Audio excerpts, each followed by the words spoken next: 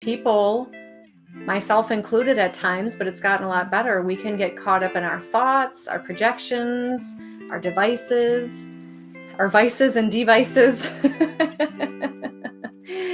our wounds. And that's why I feel like working with intuition goes hand in hand with healing, because the clearer we are as a channel, the more divinely tuned, if you will, our instrument is, the better we're going to be able to receive those insights, listen to our dreams that have a ton of information. And welcome back to the Consciousness of the Way. I am very excited to welcome the guest today, who is has many facets of the diamond of perfection within a Taoist path, and one of them being a co-host in a podcast, A New Thinking Aloud, also an incredibly mastered OT, and also she is offering constant healing from all different levels of intuitive awareness. I want to welcome to the podcast, Emmy Vadnais. How are you? Thank you so much for having me today, San. I'm very excited to be here and to meet you and have a wonderful discussion together. Right, and these are the moments where it evokes someone's just awareness that there's something greater, and when you have conversation with others that are also living this pursuit of knowing through whatever we're doing, we have that fleeting moment, that oscillating effect of intuitive and intellect. They attempt to collide, but that's a mastery that comes with experience. So I'm very excited for you to share a little bit about yourself for all the listeners and new people to the podcast. I think that it's always good to get a little origins story, something abbreviated that you feel comfortable with, to get us into exactly your message. I am in St. Paul, Minnesota, which is the twin city of Minneapolis. And I was born and raised here in St. Paul, Minnesota. I would say that part of my origin story is that I have 4 beautiful brothers, and at a young age, my parents actually divorced. And I've come to realize that some of the pearls of their separation were an expansion of my consciousness. Certainly there was a lot of pain there, of course, but that was also part of the journey. That's part of the journey. And in that process, my mother moved from her religion that she was raised with and got a lot more open-minded with spirituality. One time I said to her something like, "Oh God," and my mom said, "I wonder what she would say about that." So she really, this was around in the 70s, around the equal and early 80s, when women were engaging in the Equal Rights Amendment and a lot of divorces were happening. And so that opened my mind to, well, really, what is God, and what does God mean? And does God have a particular gender? And then my father stayed with that, but then kind of expanded as well. And he was very interested in what our minds were capable of. So for example, I was just having a conversation earlier today, and so I'll mention this as well, that he would talk about psychic functioning and ESP and telepathy. And he would, with just a simple deck of cards, say, "Do you want to go ahead and do a card guessing game and see if you can figure out what the numbers or the suits might be that are going to turn over next?" And so he encouraged myself and my siblings to think about expanded consciousness and to challenge ourselves in those areas. So I was raised with parents who were more open-minded about that, which I know not everybody is.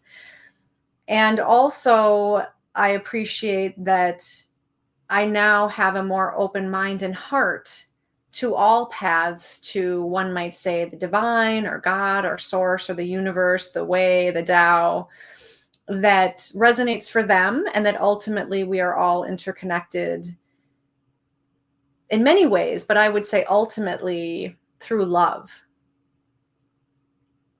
So that's a little bit of an origin story without going in too much more detail, but that's Yeah. what comes to mind.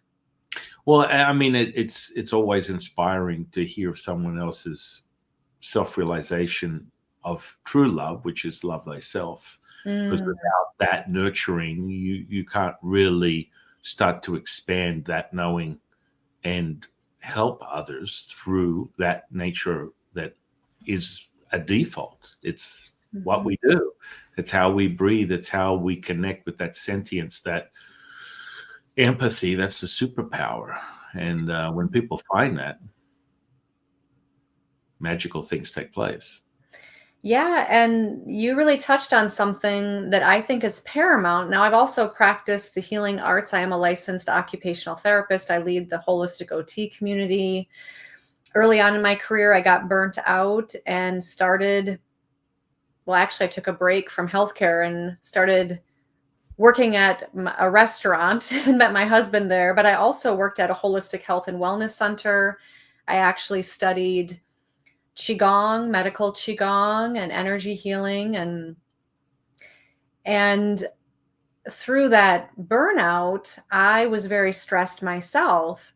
And also, I think it did impact my self esteem, self love. And over the years, I felt a bit like a mutant. I still think I probably am a mutant in a certain way because I didn't really fit into mainstream healthcare. And I felt like there was something wrong with me that I couldn't hack it, but that really wasn't the truth. It was that was not my journey or my path. So everybody needs to find their own path. And it was really intuition that helped me on that path with to within my own truth about what was true for me as far as what, if you will, my mission or purpose is with a profession and how to serve others.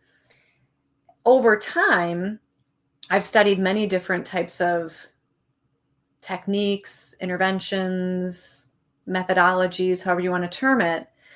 And I have studied a lot of and have a practice of meditation, quieting the mind. It's, I would say, effectively, many would probably agree it may be the most effective way of cultivating one's intuition or getting in touch with it. And through that process, I have also learned and got certified and trained in something called guided imagery, where you help a person connect with their own senses to actually, they can have an experience just for relaxation, or they can connect with an image or a wise being or figure to access essentially their own inner wisdom. Or perhaps if they believe they're connecting with a spiritual being, which has been very effective for helping people with mind, body, and spirit imbalances. And also, I've been trained in mindfulness meditation. I also teach these as well as continuing education to healthcare professionals. And in that process of taking people into their consciousness, in my experience, guiding thousands of people, there's always a wound around self love and self acceptance.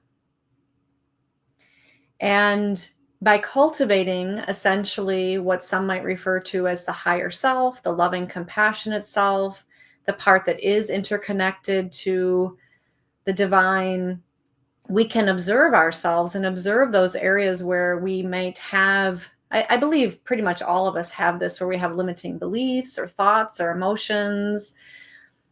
And then we can bring those parts of ourselves, maybe fragmented parts or parts that are wounded or feel less than, unworthy, unlovable, sad, angry, fearful. We can bring those back into the part of ourself that is that true love, as you've talked about, that's always there. Amen to that. It We're really just is. going, we're going deep right away, son. We go right in there. We are going deep. I think it's amazing because that becomes what most people will refer to as an absolute truth, but it's theirs. It's not a truth that is contrived or derived from a limitation of the finite mind, which is empty and bankrupt, and it doesn't bear any fruit. You know, as much as you want to play there may be a few insights or the ability to apply what some would call critical thinking. But the truth is, you must cross the line, Dorothy. We are no longer in Kansas. Right. Yes.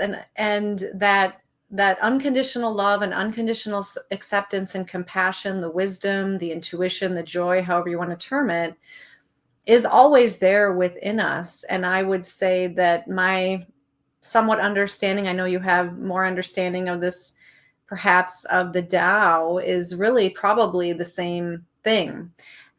Yeah, and I just want to add, as part of my, if you will, origin story, or moving more into a holistic worldview, personally and professionally, and embracing intuition, that I had dreams in my, I think it might have been probably my late teens or early 20s. I was in college, of one of my brothers and his wife, their three children. Before they were born, I knew what they looked like. I knew what their personalities would be like, their sex, and so forth.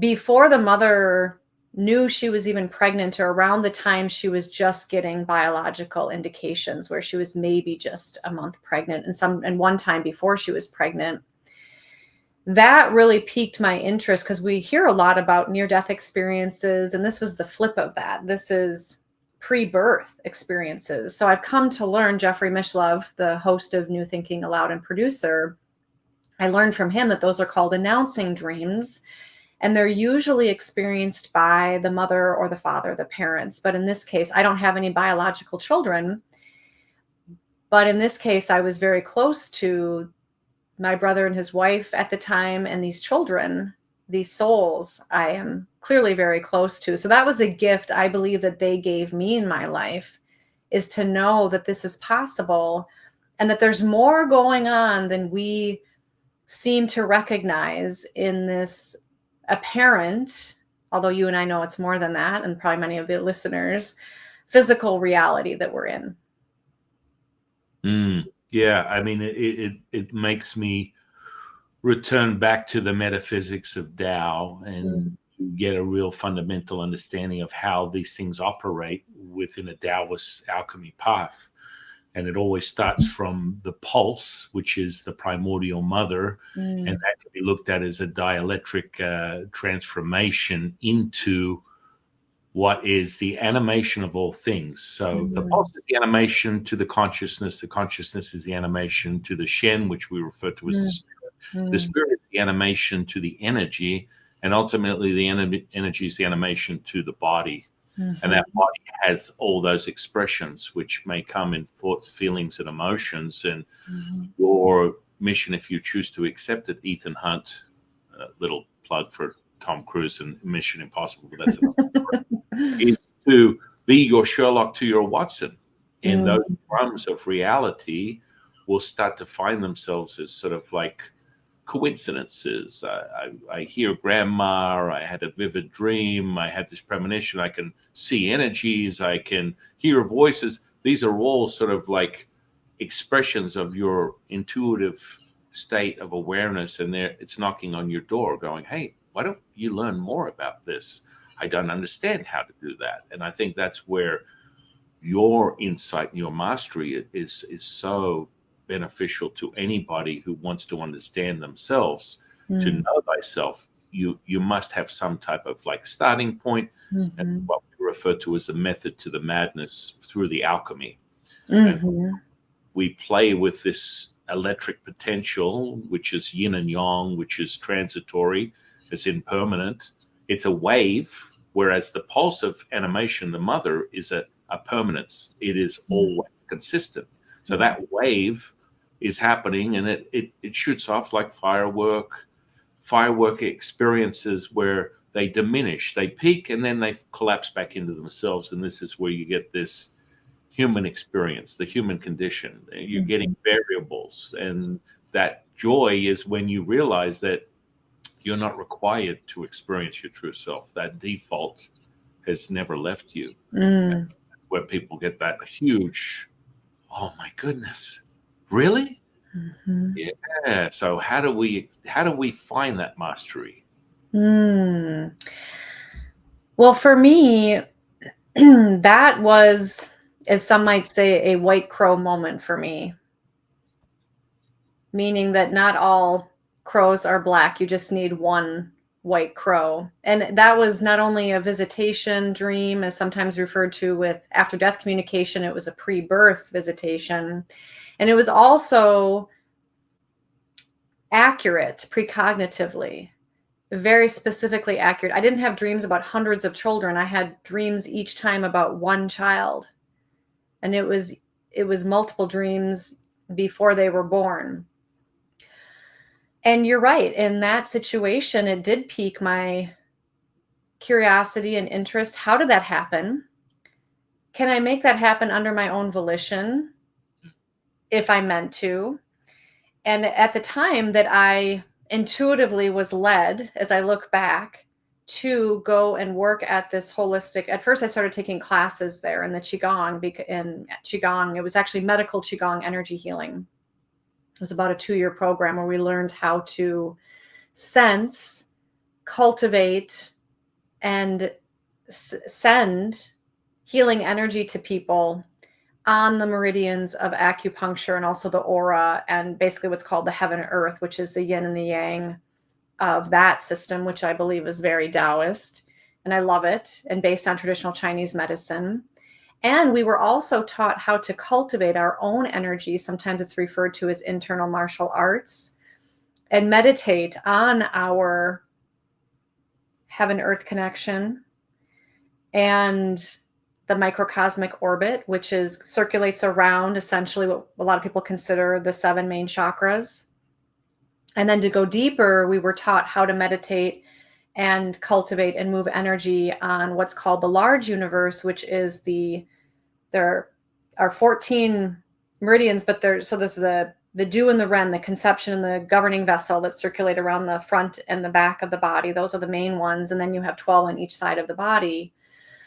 So then we were taught how to go deeper and then meditate and move the energy on each of those 12 meridians. And that's called the large universe.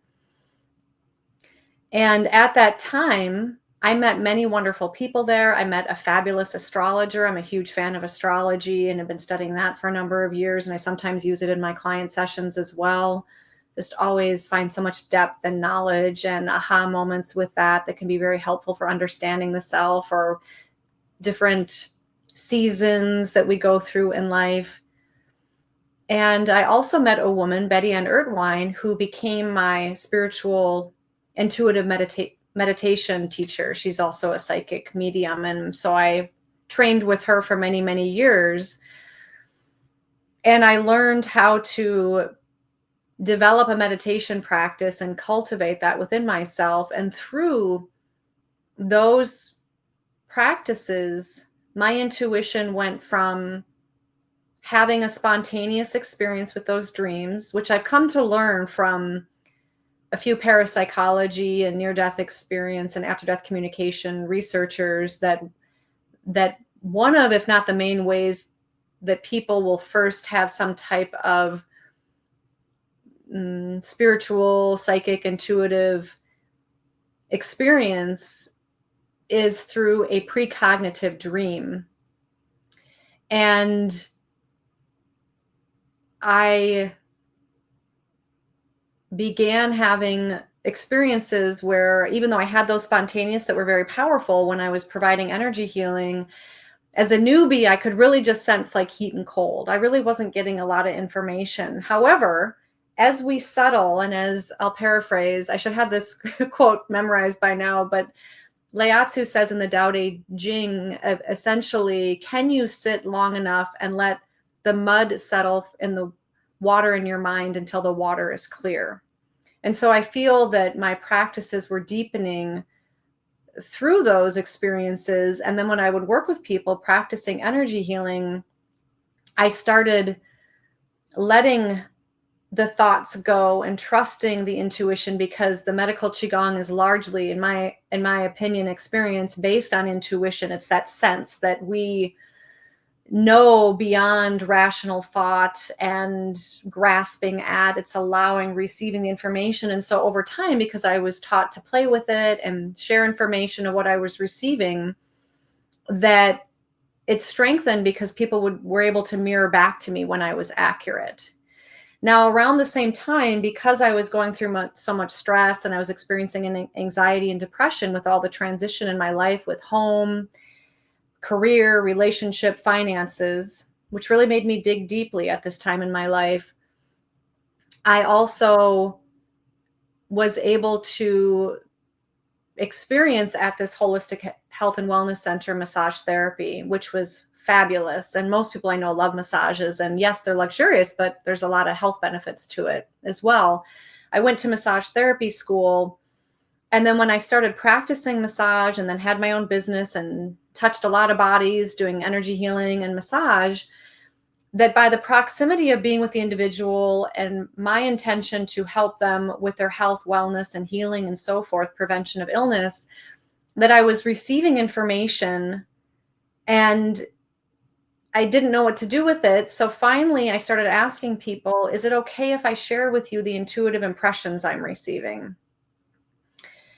Pretty much everybody said yes. I even got to the point where I put it on my intake form so that I could just have it when they filled everything out. 99% of the people said yes. Some people just wanted to come and lay there and be quiet. And then I would ask people, do you want me to tell you as I'm hearing it and sensing it, or would you prefer that I tell you at the end of the session? And most people, amazingly, even though they're coming in for a massage, would say, oh, yes, please tell me.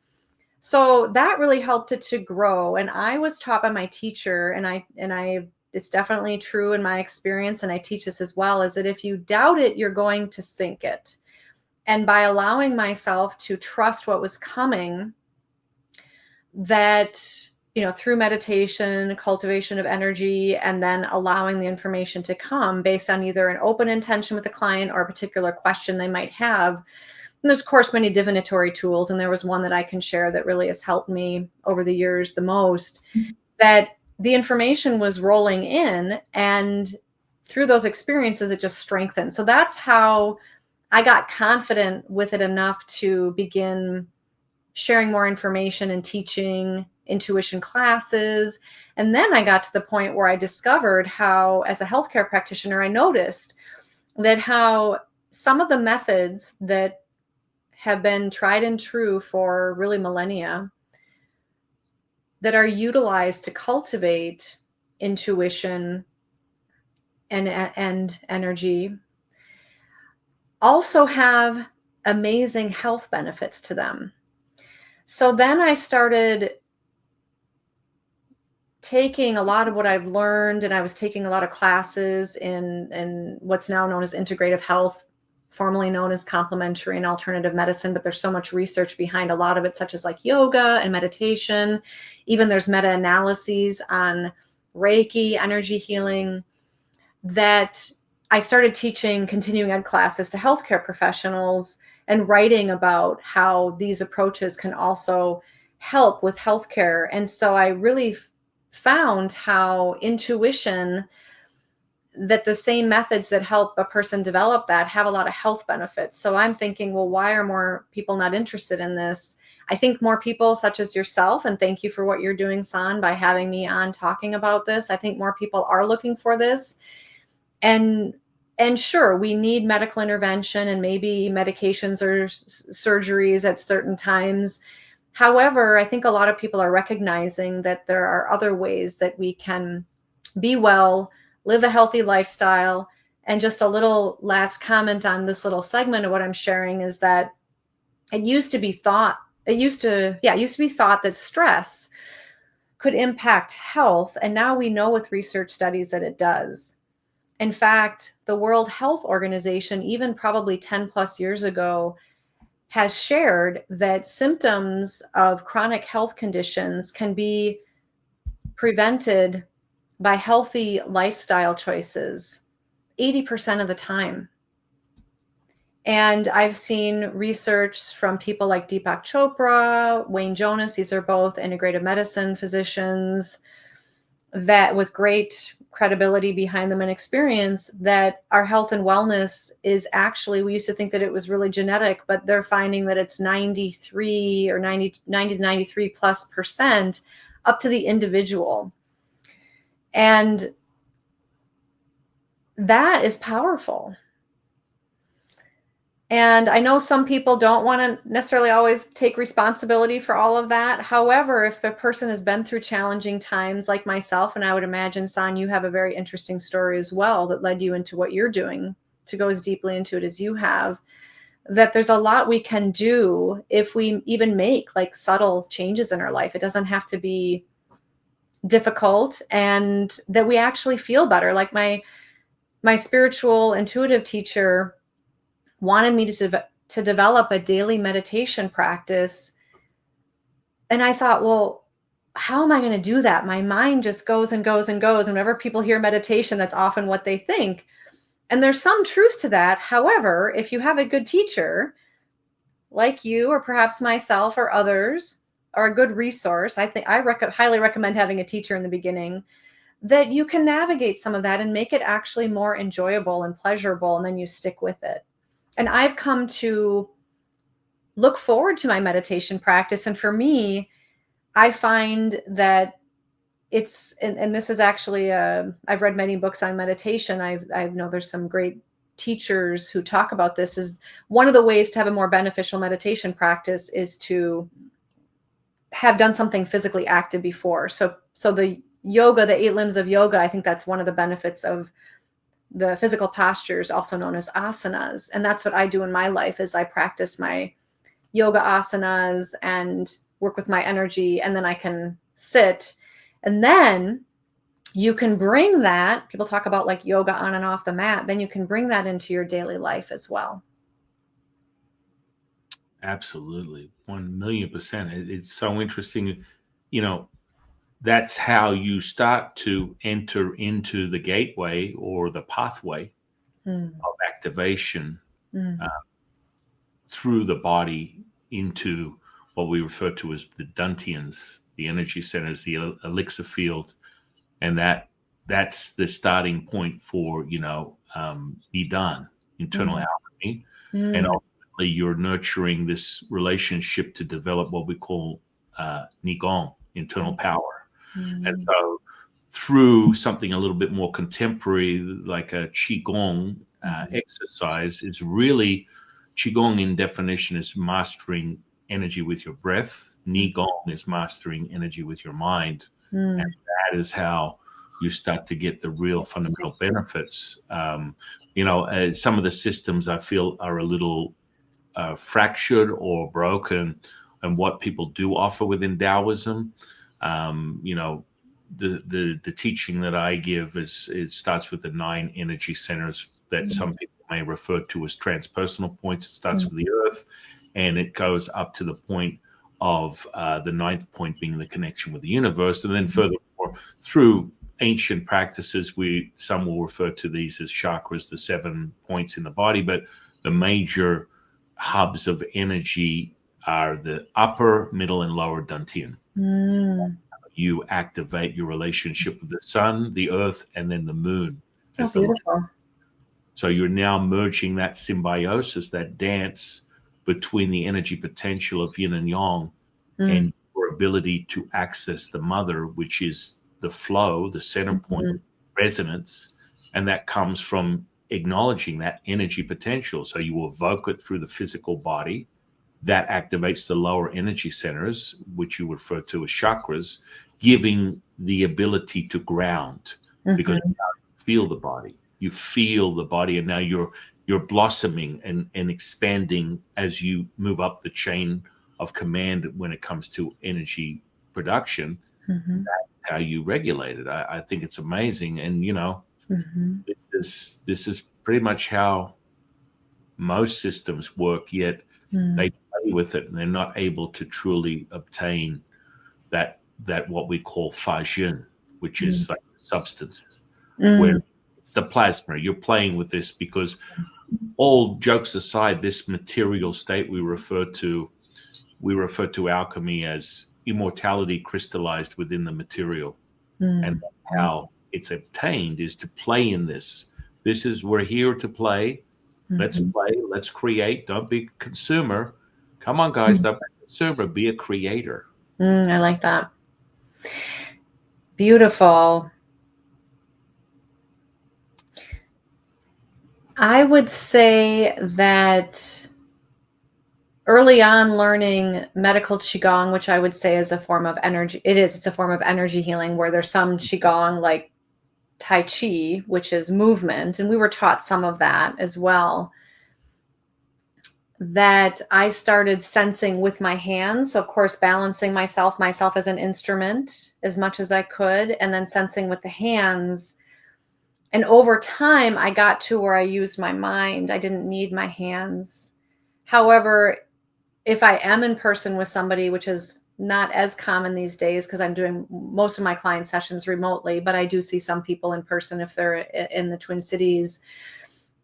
And I've taught classes this way where it can be taught remotely, where people can do distant assessment and healing. By the way, I'm not a licensed medical doctor or a nurse practitioner, so I was taught that we're not diagnosing, however, we're assessing how the energy is flowing, and that can indicate what's happening with the chi, the energy within those particular meridians that might correlate, or they correlate to particular organ systems, for example, like the heart and the small intestine, or the lungs and large intestine. And that what's beautiful about this practice, and people can learn to cultivate their own energy. They can go to a practitioner and have this done, or learn to do it, or both. And that a person can, I believe, prevent illness, because before something manifests in the physical world, we can sense where the imbalance might be. And you're so kind to say the mastery. Where I'm at, maybe I have mastered some things. However, I feel very much like I'm still a student and a teacher, and that I'm continuing to refine my practice, and I learn with every client. Of course, I'm qualified and have a lot of confidence in helping people in the ways that I do. And I know that people come to me for a reason, and that they're in my life as well. And there's something for me to learn from them. Yes. The student is the teacher is the student Yeah. forever. Yeah, for Because sure. when you stop that, there goes your consciousness out the window. It doesn't cease to exist. Yeah, I feel like maybe in a few decades, I don't know if I would call myself a master of anything at this point, but I do know that I've been given a gift and I followed it. And I would encourage everybody listening, and if you haven't, is to really listen to what piques your interest, what you have a talent or natural ability toward, in a way that you can help others and serve others, and that it brings you joy to do so. And maybe it's something that's considered unconventional by Western standards, although really by the world standards, what I'm doing is actually quite ancient and normal at the same time, is to really listen to that. And there are ways to, I'll tell you briefly, my teacher also taught me how to make my own intuitive cards. And I'm in the midst of teaching a class right now on that. We're doing a two-parter. We're going to meet again tomorrow night. And she taught me how to meditate, come up with words or images, and write down the words and the numbers, keep the other side blank, and then create images, and then use the cards like you would tarot or an oracle deck. And it is one of the funnest activities. And if you allow yourself to get quiet for like 5 or 15 minutes before you engage in that, and asking questions or getting insight, in my experience, it's always accurate. At least as far as helping with like decision making, or understanding maybe why something's happening, or how you can be assisted. Sure, you might be able to get insight about the future. However, the future is only based on the variables in this moment in time, and that there's many people's intentions and so forth that can ultimately impact the outcome. And you can also get insight, at least enough to help you with making decisions on your path forward, because that's what my life was like 25 or so years ago, when I made that transition out of mainstream occupational therapy and into, quote, alternative health and intuitive, spiritual, energetic realms. Is that I was very much led with like kind of like the hermit card of the tarot, where he's got a lamp in front of him. And I felt very much like I was on a dark path and I could only see about a foot in front of me. And that when I connected with my intuition, it opened up that path wider. So I had a bigger sense of what was happening, because what I was doing, I found people who were doing it, but no one said to me, Emmy, this is what you need to do next. Or this is, because there was nobody at the time that I knew of, at least in occupational therapy, who was even exploring these topics. There were very few books written on even intuition or energy healing at the time. So it was very much spirit internally led, but with the tools that I was taught, that I sought out. And the teachers did appear. And it's been a beautiful process to more deeply connect with my true self and how I do and am, in my opinion, am meant to serve and be in my life. That's fulfilling to me. Yes, I mean, customization of your experience is so critical to your discovery of your absolute truth. If someone brings an absolute truth to you, my first advice to anyone is to run in the other direction. That is so subject to so many variables. It's not even funny. So it's a learnt experience from that experiencer, that seeker. Yet it doesn't necessarily have to be your template of your reality, which is where you bring up that incredible insight to create these fundamentally useful tools, which in Taoism we use them as they're called divinity, sparks of divinity, used through transformative methods.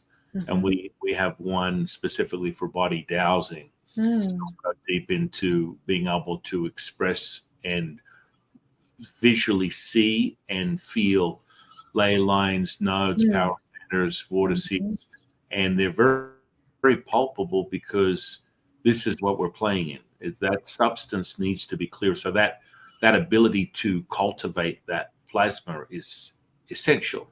And if you don't have it, it can be a little. Unfortunately, for most people, you get caught in this struggle between your, what you call your personality, and then insight or being insightful, that ultimately would lead to an intuitive state. Yet you get played by the transitory effects of the finite mind. Yeah. And also in my case, I was doing something very avant-garde in healthcare. And that's also what I mean about, you're right, we all have to find, listen to ourselves.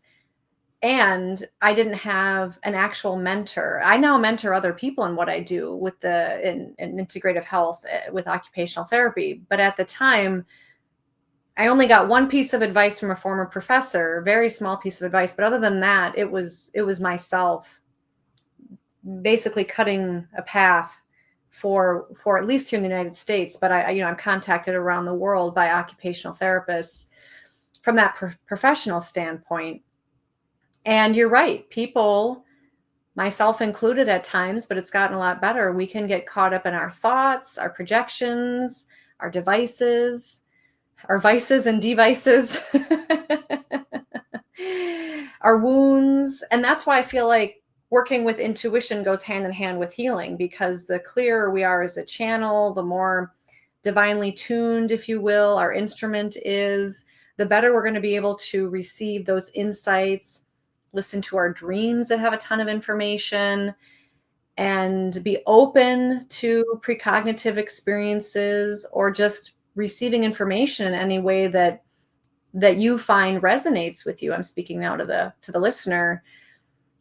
And when people such as myself have a spontaneous experience that is so potent, and then it happened 3 times, it wasn't just one time, it happened 3 times over the course of probably, I think, about 3 to 5 years, that it really got my attention. And I think that other people are having those experiences, that they either blow them off, or they might be afraid of them as well. And I would just encourage people to pay more attention when they have those kinds of synchronicities. pay more attention to your dreams. Even a simple exercise of just writing down your dreams in the morning. And I did this about a month ago with a class I was teaching. And over the few weeks that I did it, and I want to get back to doing it regularly, information was coming so crystal clear for me that it was quite attention getting. And so I just want to encourage everybody that information is there if they pay attention to it. And there's many ways to pay attention to it that resonates for you, because everybody has a different method that may work for them. And here lies the method to the madness. It's really from that seeker to that knower. There's a progression within Taoism. We like to call it the spark of divinity. The desire turns into inquiry. Inquiry, then you oscillate contemplation. From contemplation, you nurture curiosity. Then curiosity fuels the fire of hopium. What a potent state to be in as a human being. And hopium then grows and nurtures belief. This is the crossroad. Once you hit the belief and you have reps in that, a conditioning, which would be really an experience that can validate what your truth is, your absolute truth. Here lies the problem for most people, because they're set more in the separation of conscious and unconscious, and they're attempting to find answers in a very, very small fuse, as opposed to the unlimited potential of the unconscious as one. But then we get into, well, okay, so how do you become a seeker that is a believer to a knower? Well, it's experience. That experiential moment is that validation. So, of course, you start, as you said, documenting your vivid dreams, experiences that are, that continue to repeat themselves. And, I like to always, start people off with something very infantile, basement level, like the parking ferry. And that always works very, very well, where, without the interruption of your environment, as opposed to just having a thought in your mind, I need a parking space. And without the interruption of telling your friends and family, I'm going to manifest a parking space, you just set it in motion, because that probability changes with your intention, because your intention is the most valuable commodity that you can have in this experience. That's what everyone is looking for. And once you obtain that, all of a sudden that intention, because you're not invested in it, and that's really that part of being detached and attached as the breath of all animation, which is that primordial plasma, that pulse that I'm talking about, that requires no participation of yours. And so that moment will be now.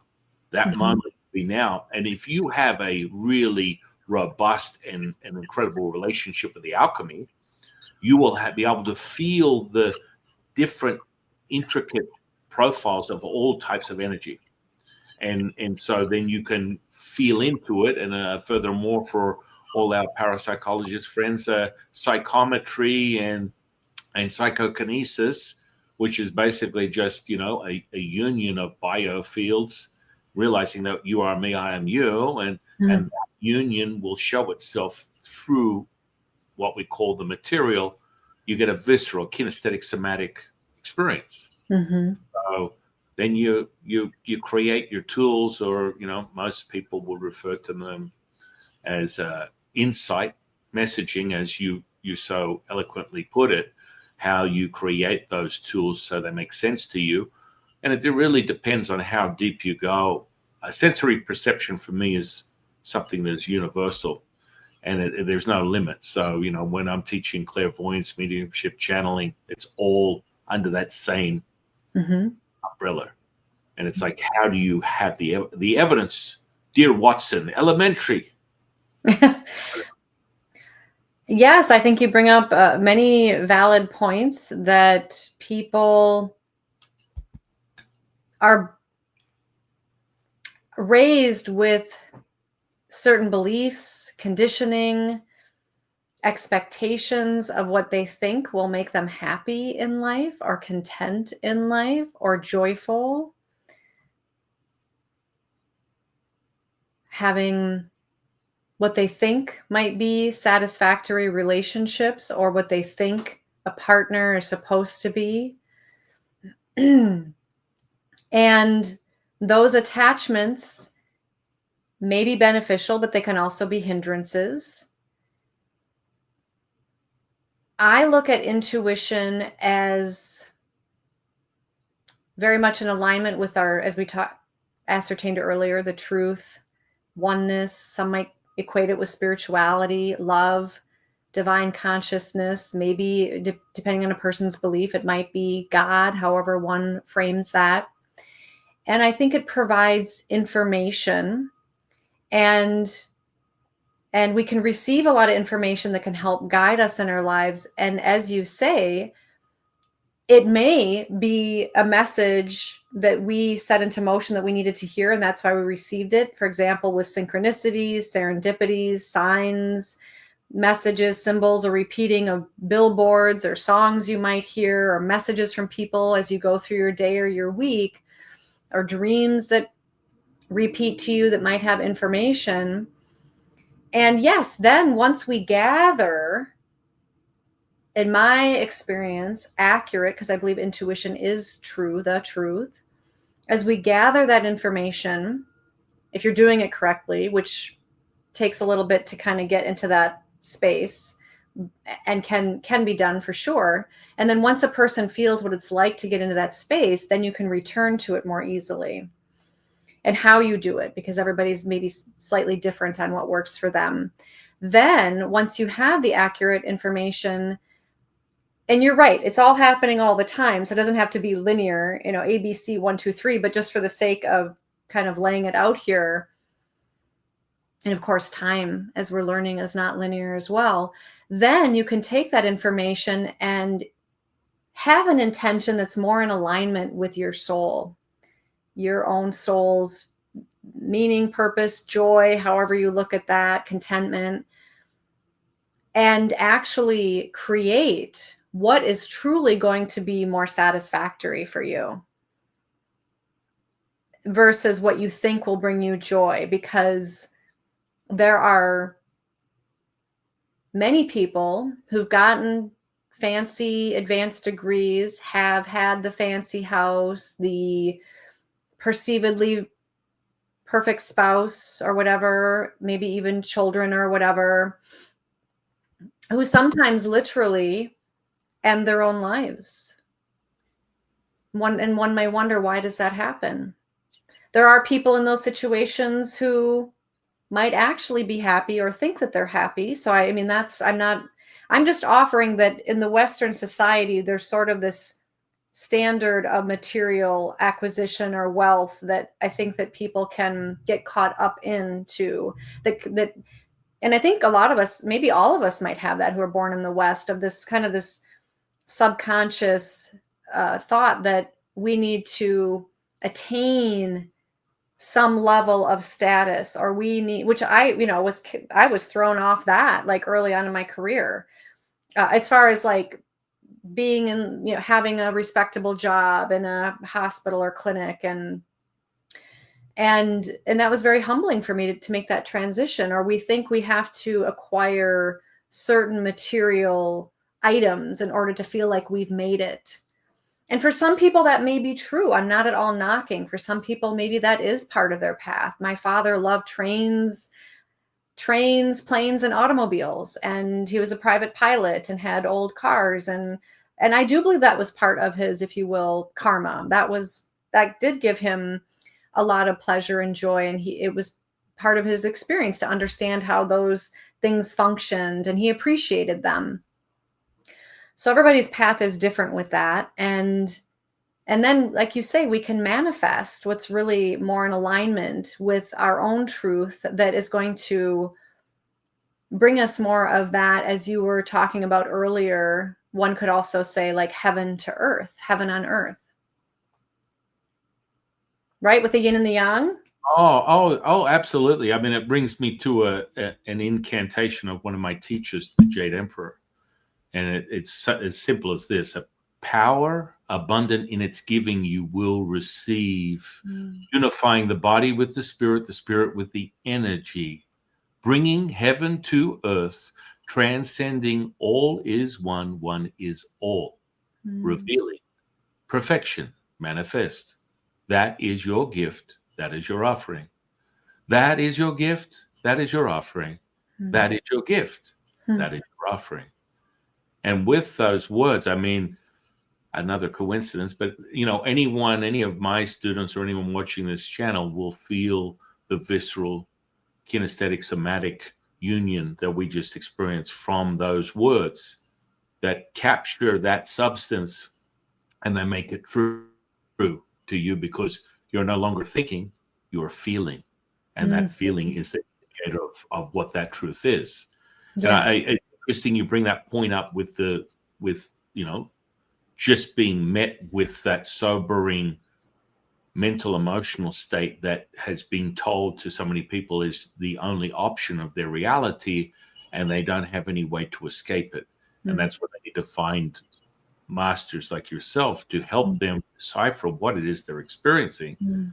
30 years ago, when someone would come to me with a psychotic episode, I would perform an exorcism. And guess what? They would be liberated because that energy is part of an ancient ritual of decoupling and dissolving things that are more in line with that heaven to hell perception. If that's something that's in your programming, then the elements of yin and yang turn into succubus, incubus type of an element, which can be very problematic because it starts to consume the seeker. But she's become very, very tangible. And of course, now, these days, someone wakes up and they're channeling the Palladians, open up a YouTube channel and get 100,000 followers. So it's a different state of awareness that comes with it. That pulpability that you and I are experiencing right now through our bodies is that knowing.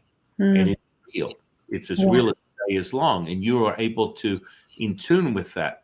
I think the biggest problem is that fear factor, because fear will be the ultimate unraveling of the seeker, because it makes them vulnerable to something that they don't have to be. Because if they're apprehensive about something, they can't merge into it. They can't assess that, guess what? This is me. I am you. There is no fear whatsoever. But then we create parameters, and through the methods, all of a sudden the method is now to protect yourself. You need to do these types of things to validate and regulate. Regulating energy is one thing, absolutely. I mean, bear the fruit of it. If I'm doing a psychic reading on someone, it's just assessing the energy centers. With the energy centers, there's an emotion and a virtue. You're going to have excess or a deficiency of one. And people get really strange when you go, hang on, I'll give you a mental, emotional, and physical in 30 seconds. And they're skeptic, but then you show them that I'm in the present moment, which gives me the information. I'm not interested in whether you tell me that I'm the next coming of Jesus or I'm a healer, which is where people get fundamentally derailed with intuitive state. They get very concerned that they're not being validated, and rightfully so, as you expressed earlier in your journey. Through this validation, you start going, okay, I'm onto something. This is real. Like I'm sharing this with people, and they're like, how did you know that? Well, I just experienced that. The information is coming to me. And I think that's a fundamental thing that people need to be aware of. And so if you want to exhibit or witness, be an observer to, as you would being in that moment and watching the clouds pass you by, that requires no place, no person, no thing. Every person, everything, back to that symbiosis, that tango of yin and yang. It all comes to that. Yeah. I think you bring up another great point, and I agree with you. I mentioned doubt, which I would say is essentially connected to perhaps fear. Yeah. And perhaps before going more into that, I'm curious. I've had a few people over the years say to me, oh, that sounds like really high thinking. I don't know that I can get to that. Have you come across that, San, with some of your people who've come to you? Well, it just becomes an incessant sort of like gnat that's like a rat in a wheel, which is the psyche. A couple of cups of coffee, a sugar donut, and beta, and you're going to have a bad day. I mean, it's kind of like the expression of where that brainwave is. Yeah. And honestly, that mastery that you always share with people, starting with the origins of meditation, are always a fantastic way to reset yourself. And for a Taoist, the reality is what we call the great bellows, which everything is contracting and expanding at the same time. Yeah. You're all things and nothing at the same time, and your objective center point, the vesica, and then this is what we experience, is that pulse, which we refer to as Wu Ji, which is the primordial mother. And then you experience this incredible flow, as you put it earlier, and we refer to that as Wu Wei. Effortless action, effortless effort. You're experiencing it. It's as if you enter into what we call the tapestry of reality, and you are now altering it at will, because everything is distorted until otherwise noted, bringing in that element of energy. So energy being the substance, it's vibratory, frequential, and ultimately has resonance. If you hold that resonance, oh yes, it will be yours. Oh yes, it will. And so then you sort of, the overthinking aspect becomes minimalist, because you feel into it. And because most people are like, I can't wrap my mind around, you're Jifu, you're all things and nothing. Well, that's a paradox that's making my head explode. Let's start with the barometer, the tuning fork, and the center point, the truth teller, your relationship with something that is a permanence, which is the sun. It is absolutely evidence of the mother. And when that energy is laid down upon you as an ambassador to planet Earth, you feel the rainbow, and that rainbow is here, that center of the rainbow, and the truth is always going to be evident. That charge we're getting up and down our Tai Chi pole right now is showing us how much juice is in this conversation, because it is now. And people go, how do you know that? Because I can see it and I experience it if I choose to. This is part of the individual customized programming that you create.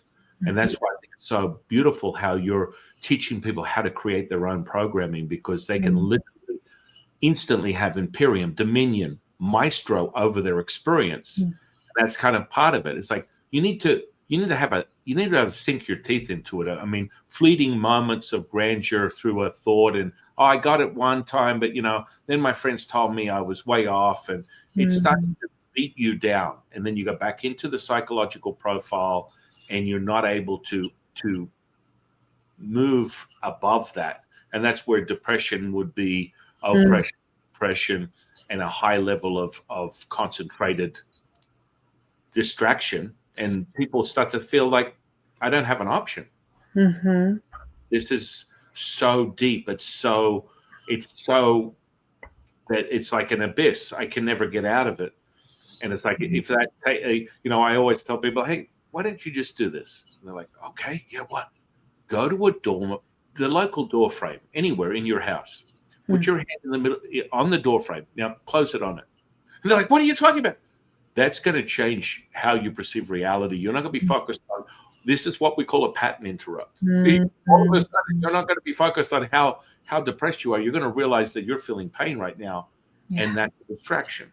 As much as that's comedy, this is how you do it. When you master this stuff, you bring someone to the ability to stop time and space and alter that tapestry through themselves. Yeah, and I would say it very much does go into no time zone. And also, you mentioned the word earlier, intention, and that does set a lot of things into motion about how, and with, I might say, how strong your intention is, and also how clear your intention is. Because if a person's intention is to have something happen, but their subconscious doubts, it's probably not going to manifest the way exactly you wanted it. Or there could be a greater intention that perhaps some believe we have before we even come to this planet, that you're meant to experience something in order for you to learn or grow and evolve. And I would say more in love, to learn, grow more, and evolve with love. And furthermore, I would add that I often work with people who do experience depression, anxiety, or have some of that can be a conditioned way of being in life. But I think most, if not all of that, does have origins in some type of wound or loss that has not been resolved. And oftentimes that those thoughts have emotions connected to it that need attention and love and acceptance, and to be validated, that it's okay for those emotions to be there. Not that we act out on fear or hate to ourselves or others, or turn that energy toward ourselves or others, but having those emotions are very normal because they guide us in our lives. And that's why I often refer to myself, I'm certainly a coach, but I often refer to myself as an intuitive healer, because I feel that I'm helping people develop their intuition while also healing any wounds that get in their way of being a clear instrument channel and in alignment with themselves and the divine or the greater source that we're all a part of, however a person perceives that. And I put that little caveat in the end because a person can connect with their intuition whether they believe in this religion or not, or if they identify as an atheist or not, or however they get strength in their life. And furthermore, I would say that when people cultivate these parts of themselves, their spirituality, their sense of something greater than them grows, and also their sense of loneliness and isolation and separation can diminish, which in and of itself is incredibly powerful. Mm. Yeah, amen to that. You hit it hard. I mean, it is. It's like realizing that it's happening through you, not to you, and Yeah. you are the arbiter of change, not the harborer of the same. Yeah. Yeah. I love all your aphorisms. You've got some good ones. Well, it's important to master a deep understanding of this so you can share it with others. If you don't, then it's more just fluff and circumstance contemplation and delusion, which is part of this whole space. Yet you become more and more refined to realize real recognize real, in the sense of you understand when you're at a point of awareness that goes beyond words, which is truly the embodiment. It's a feeling, and you can skew that, of course. Ideograms are the ideomotor response is an interesting one. I like to use that as helping people understand how potent they are. And I always do like an exercise that's really simple. Take an object, go place it somewhere. For me, being out here in Las Vegas, go and put it in a hotel room somewhere in a hotel. Then I, as a seeker for this information, have to read the vibratory effects of your mind and your body and use that as a barometer to find its way back. Hmm. And most people will start with simple things like that because it's like body dowsing, pendulums, tarot cards, just as you put it. They're all sparks of divinity that are giving you insight to what the truth is. To what And you already have inside of you. They're tools. But they can yes, help strengthen, they can point to and help strengthen what's already inside of you, and pay attention to it and allow that to awareness to grow and expand. yeah, yeah. And I mean, when someone's already captured it within their mind, when they're projecting that, even though you're looking at them and they're like not telling you, you follow the energy, and the energy will bring you right back to it. It trips people out. It's like how is it that you can find a quarter in a 5,000 room hotel? All I'm doing is reading what you're putting out. That's really impressive. So your gifts are unique in that way. Not, I But suppose if I practice that, I suppose I could do that. But my absolutely.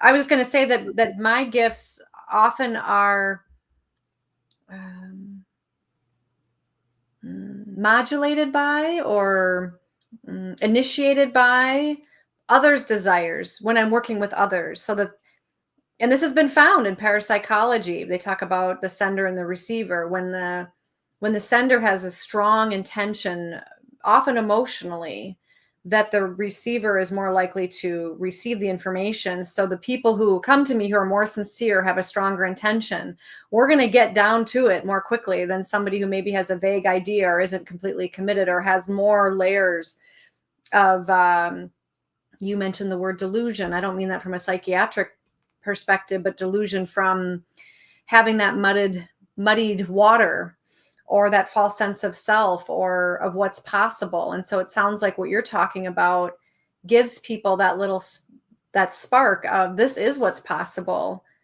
And what does that mean for you in your life? And how will you apply that? Is it finding lost objects? For some people it is. For some people it's living a joyful life and finding what that means for them. And for others, it's applying these types of ideas and concepts and ways of being in whatever profession and whatever way they serve in all sorts of aspects of Yeah, role. yeah, I just think it's a moment of awareness. I mean, it's a conditioning for anyone. Like I said, you can learn that. I can show you I'll give you the exercise. It's just a conditioning. So it's like anything else. You're meeting the stress and the adaptation, and then the expansion of that experience that then starts to solidify more within this. We keep referring to it, the material state. You're using this avatar as an anchor, as an eternal immortal, having a human being experience. That's what is interpreted through Taoist alchemy. Now everyone has their own version, but you can make it so palpable, the energy, that it's very clear and very easy to decipher things, because you have a infrastructure, a method, a system that is repeatable. The most important thing is repeatability, and that I feel as though you're sharing that with your own experience. You found something that works, and through validation, it becomes true.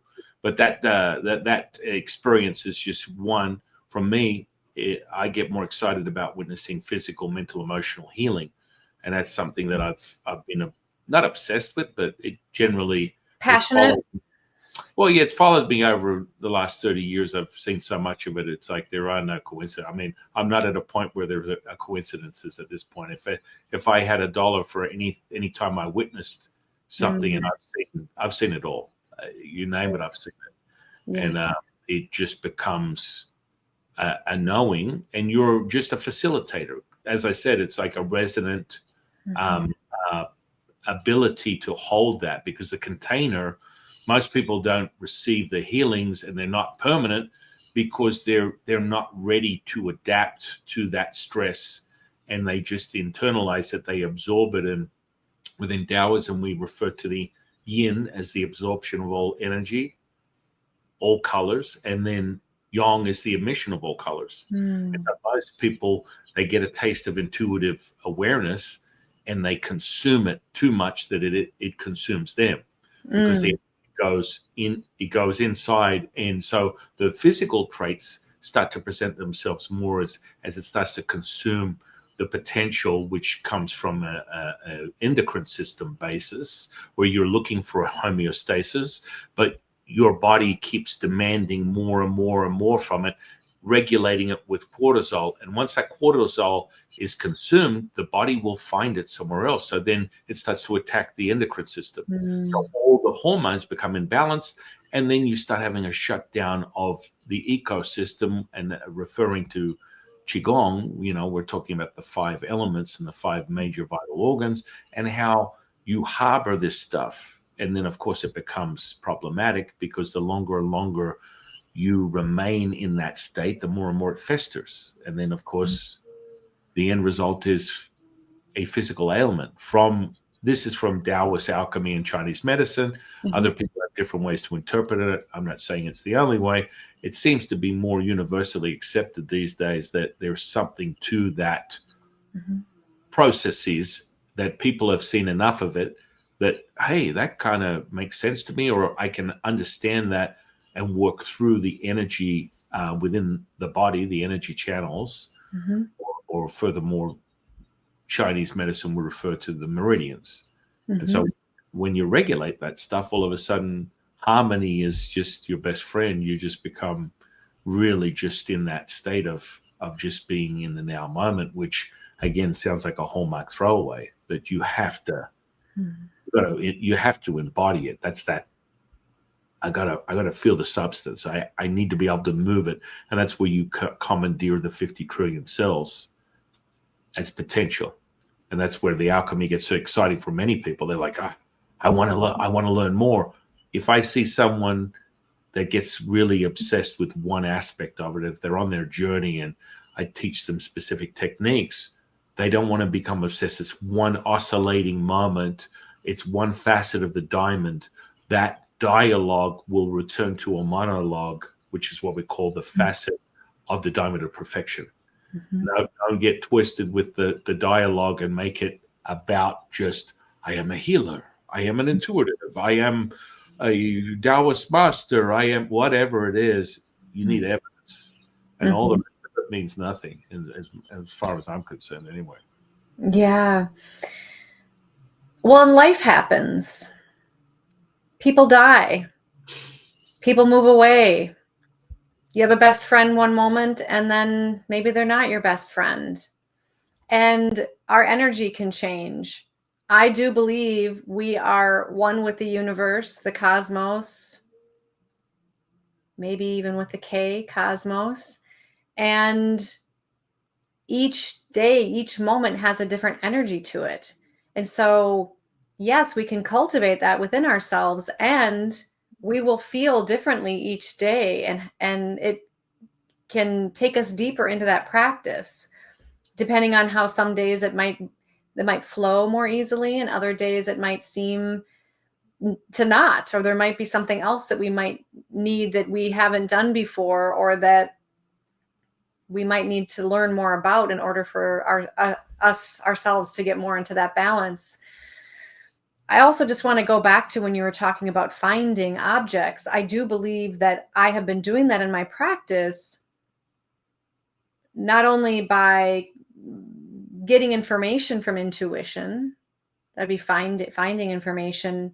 Also, when I provided healing, energy healing, different forms of body work, which I don't actually do physical body work professionally anymore. I did a lot of that over the years. I actually found that people's consciousness and emotions and thoughts really need to also come along with that for people generally to have more you mentioned this earlier a little bit, more long-standing effects. Their consciousness needs to be involved. So I wanted to move more in a direction where I was helping people with their thoughts, their emotions, their intuition, their consciousness. And when I've done energy healing, I very much believe that I'm finding, where is the energy flowing well? Where is it not flowing well? And what do we need to do? What can I do? What do they need to do? What can they do in order for that to flow well? And also, as you say, stay, because I would spend an hour or more working with all of the energy channels, the yin, the yang, heaven, earth, the aura, chakras, the meridians, get somebody humming really nicely. And then they go back to the same lifestyle. And what's going to happen to that beautiful energy that we just cultivated?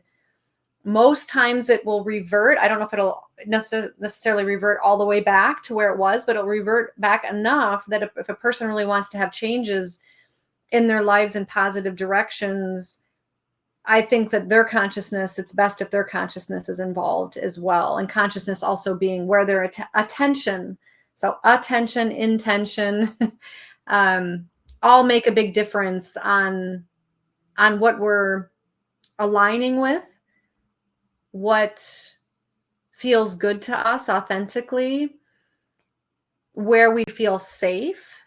And also, as you mentioned with fear, how we feel we can listen to that if it's serving a purpose or if it's getting in our way, which is a subtle nuance for people. And intuition is this getting in my way, or is this something that I need to pay attention to?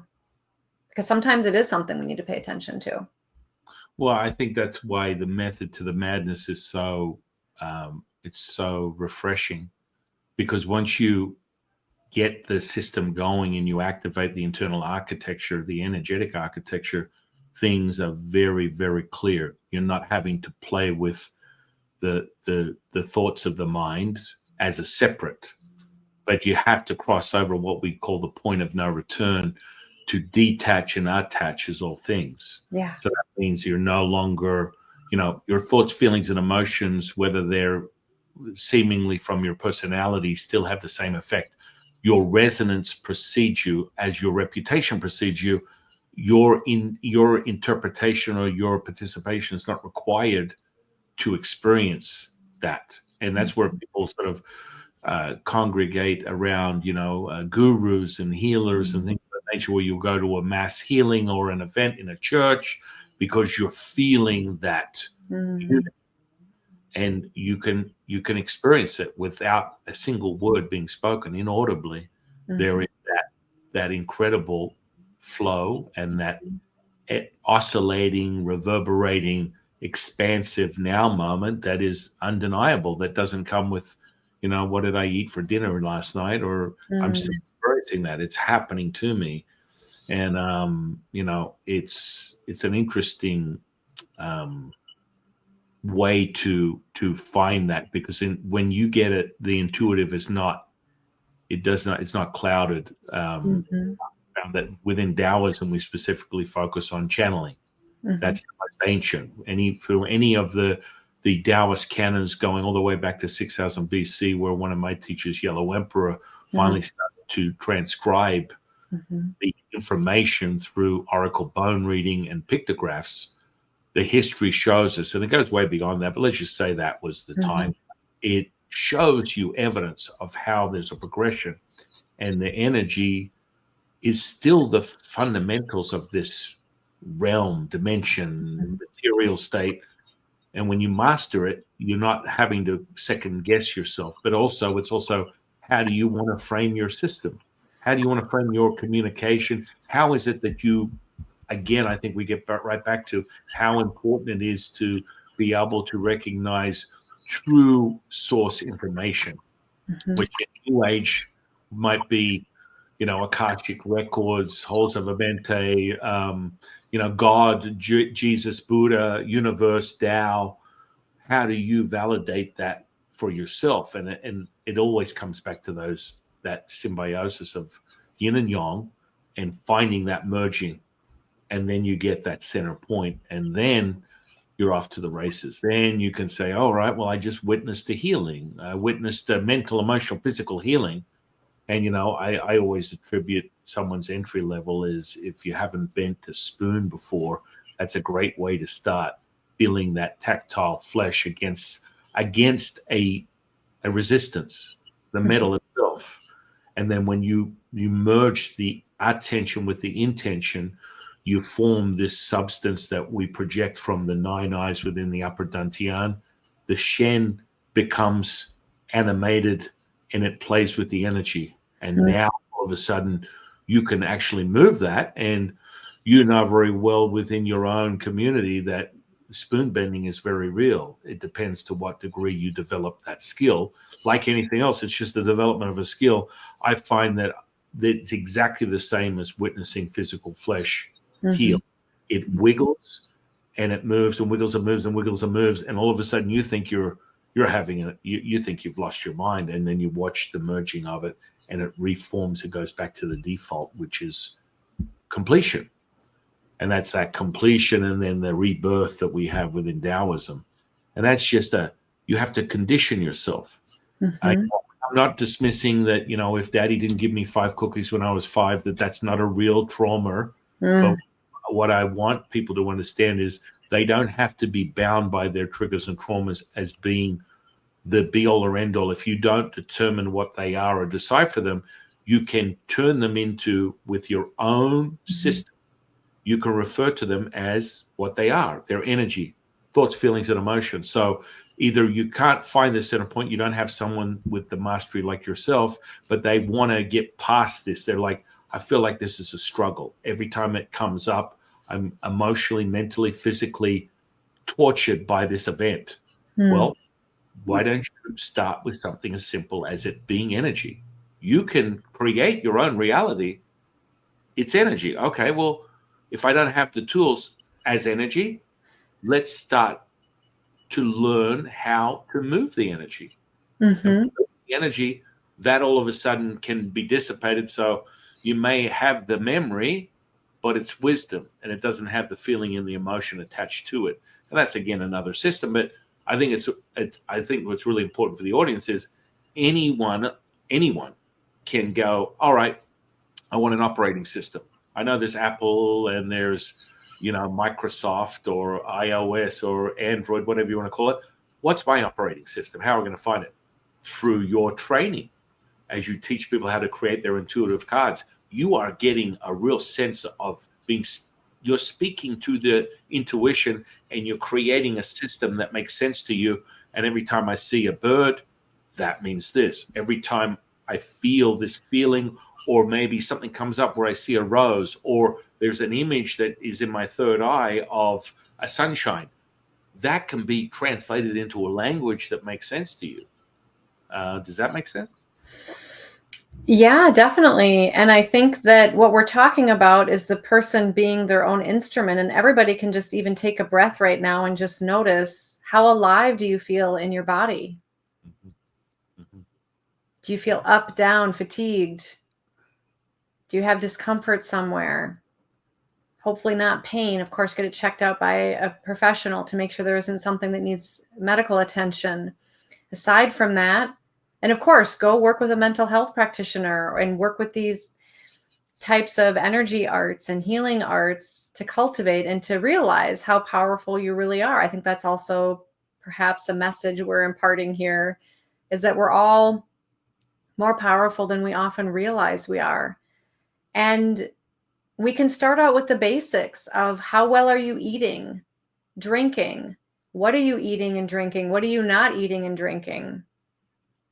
Most people know what will help them feel better so that they can create the internal and external environment to allow the seeds that you and I are planting for people, depending on where they are. We're on a journey. Everybody listening is on a journey to sprout and to grow like a garden and cultivate in a way that is beneficial for everybody. And also sleep. I've come to appreciate how important. I went through a period many years ago with a transition where my sleep was very disrupted and it was very challenging. And how are you going to feel? And how motivated are you going to feel? And how clear are you going to think? And how much are you going to take action on your goals or intentions if you're tired? Or if you stayed up, if you stayed up late and watched a show, or whatever it is. And maybe sometimes that's nice to do that as a little way that actually helps your energy flow more. Who are you listening to? What are you reading? What kind of music are you listening to or not listening to? The places, the people, parks, greenery, nature that you align yourself with are all going to add to a beneficial uprising within yourself.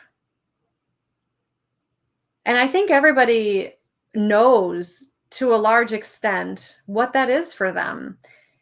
But we can get stuck sometimes. And sometimes the practice does get us out of that. And sometimes we do need support from others to work with those limiting beliefs. And they can go hand in hand. They don't have to be mutually exclusive. You can do both at this. I've done both at the same time at different times in my life, and found that to be incredibly beneficial. Yeah, I mean, you are I like to call it the master keeper creator of your reality. And you really, as long as you're not consuming, you're creating, which is your default. That's truly who you are. It's kind of like, as you continue to ascend and transcend all of this stuff to a point of what we call the concentration of the diamond, it becomes palpable. So between the primordial breath in and breath out resides the Wu Ji. And then all of a sudden, now you have something to truly have a sounding board of. And it really, people are like, well, so are there demons, are there spirits, are there entities? Well, that's up to you. Hmm. Whatever you have created will be the foundation of. I always tell people, it's like, it's really your creation, what you're experiencing, then where it goes. I mean, I have many dear friends that are medical intuitives, and they're like, no, there's only God and light. Okay. And they've helped thousands of people with their incredible psychic abilities, and that's how they perceive things. And for a Taoist, the yin and yang is nothing more than that. So when you start forming these created sort of archetypes, then that is part of your own journey, and you can either feed into that and create more of it, or change direction completely and develop a whole different language that makes sense to you, as opposed to sitting into that and going, well, it's heaven and hell. Okay, well, maybe it isn't. Maybe it's just heaven and heaven. Okay, Mm. that sounds pretty good to me too. But that's where people get really caught up in stuff, because the absolute truth has been a conditioning of their environment, and they're like, well, I've been told my whole life, I've gone to church, and God, and there's demons and Satan and all. And I'm like, absolutely. If that's what you resonate with, then that's fine. But if that's not what you resonate with, and you've always been skeptical about this fundamental process, then let's help you find what is truly your truth, as opposed to, well, this is the absolute. This is how it's supposed to be. This is the basic fundamental of reality. I mean, you had a dear friend of mine on recently, Tom Campbell, and we've gone into many discussions with that. Tom and I have gone into hours of discussions where it's like, okay, probability within his model of reality, everything is virtual, and that your attention and intention will affect that probability and change. And it kind of falls in line with Taoism when you really go back to it. It's you are fundamentally changing that trajectory and that ability to change everything around you, inside of you, outside of you, and you're the main player. And there's a couple of what does he call them? NPCs, non-player characters. Ultimately, you create from that. And I mean, we had a conversation about miracles, right? So, a lot of the time I have many people that come to me that have had situations where their loved ones are in a coma or something like that. And, you take a minute to tune in. And that's not what happens. And then, of course, the next day, something that was an imminent ending turns into a new beginning. And they're like, oh my goodness, the doctor's like, how is that possible?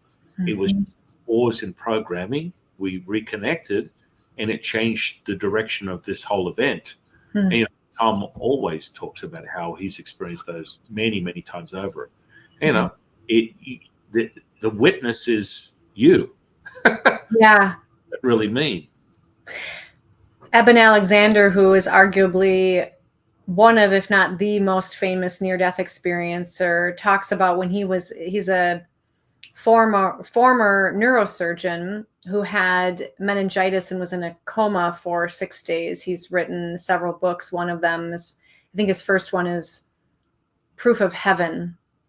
And he talks about when he was in those experiences, that it was the prayers of people around him that he believes really helped him come back and to heal from that. In fact, I believe Bruce Grayson put in his book after he talked about how there's actually, I believe, a medical research journal article about that event where I believe Bruce Grayson said that there's no other explanation, that it must have been that the near-death experience that he had actually healed him from his meningitis.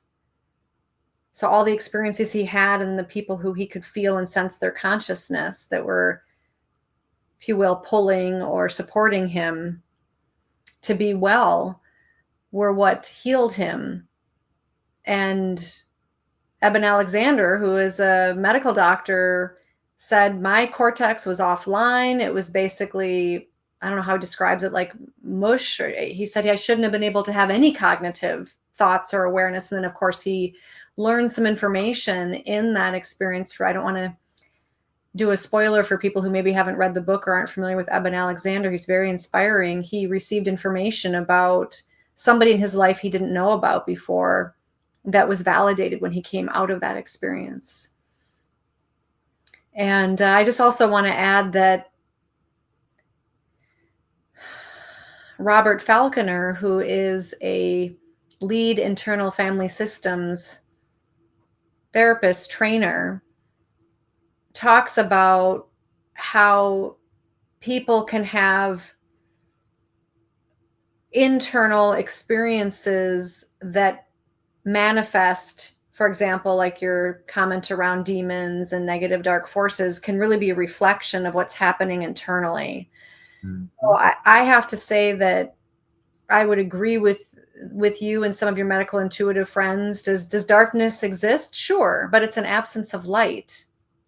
So as we reconnect back with the Tao, the intuition, however you want to, our true nature, we're going to be more in that flow, and then that just dissipates. It's not there. And I do think of, when I think of the Tao, I think of it as nature, and I just want to, the flow of nature that is the truth of who we are. I just want to also add that some simple ways of connecting with this, you were mentioning some, is also just going out in nature.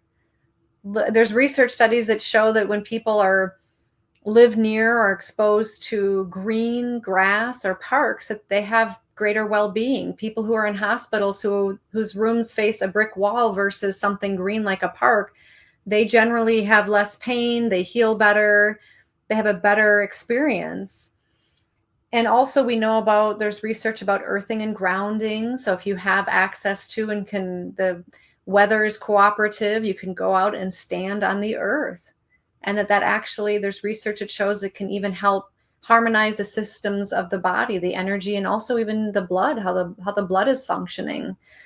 So there's many ways to connect with that. And one of the ways I typically begin helping people connect with their energy is the energy ball, which I'm sure you're very familiar with, where they can breathe in and sense this energy between the palms of their hands, and also the aliveness. How alive do you feel inside of yourself? And then we can imagine heaven and earth energies coming into us as an instrument into this ball, and spreading out the hands with the breath in, bringing them back toward each other with the breath out.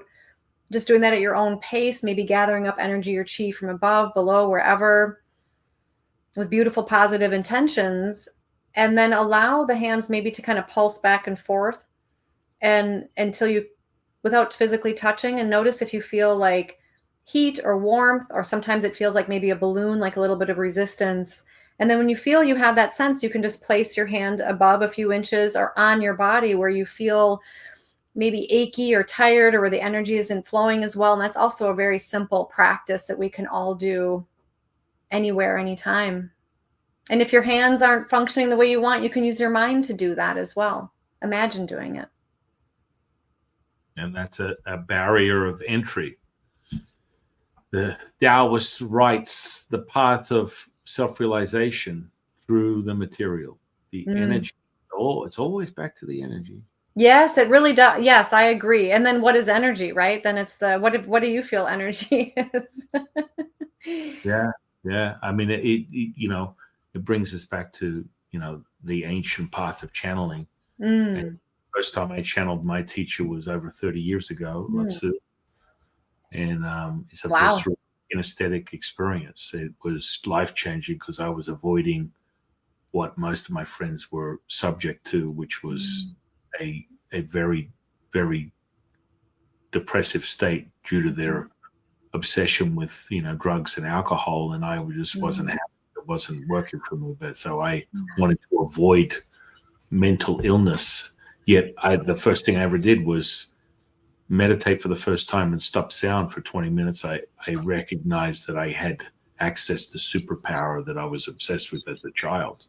That makes it real. Took me on the path. And I mean, the stories, I could give you plenty of them, but that was all supercharged within a couple of days of what I experienced that led me on the path of becoming a priest. But it all started with channeling my teacher, Latsu.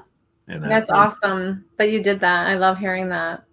well, it's a monologue, sorry, a dialogue, but with the monologue. So for me, it's very creative. Just like we got back to the ideogram process of getting a line of communication. For me, being able to see and hear my teachers as if I see you Mm-hmm. is a filter of perception that works for me to be able to refine my mastery. And then I use the techniques and the ancient techniques that were taught to me as a priest to teach others how that's possible, because it literally happened to me overnight.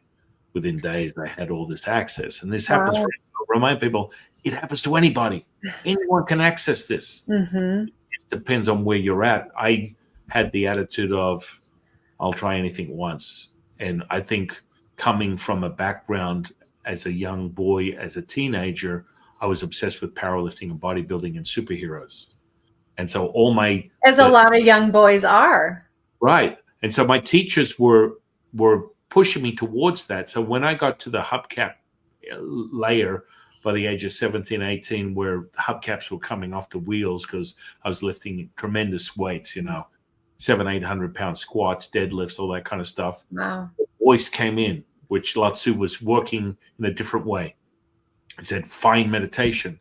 In those days, meditation was Hare Krishna, Mm. alfalfa sprouts, hippies with hairy armpits. I mean, it was not, we didn't know. Not that there's anything wrong with those things, but right.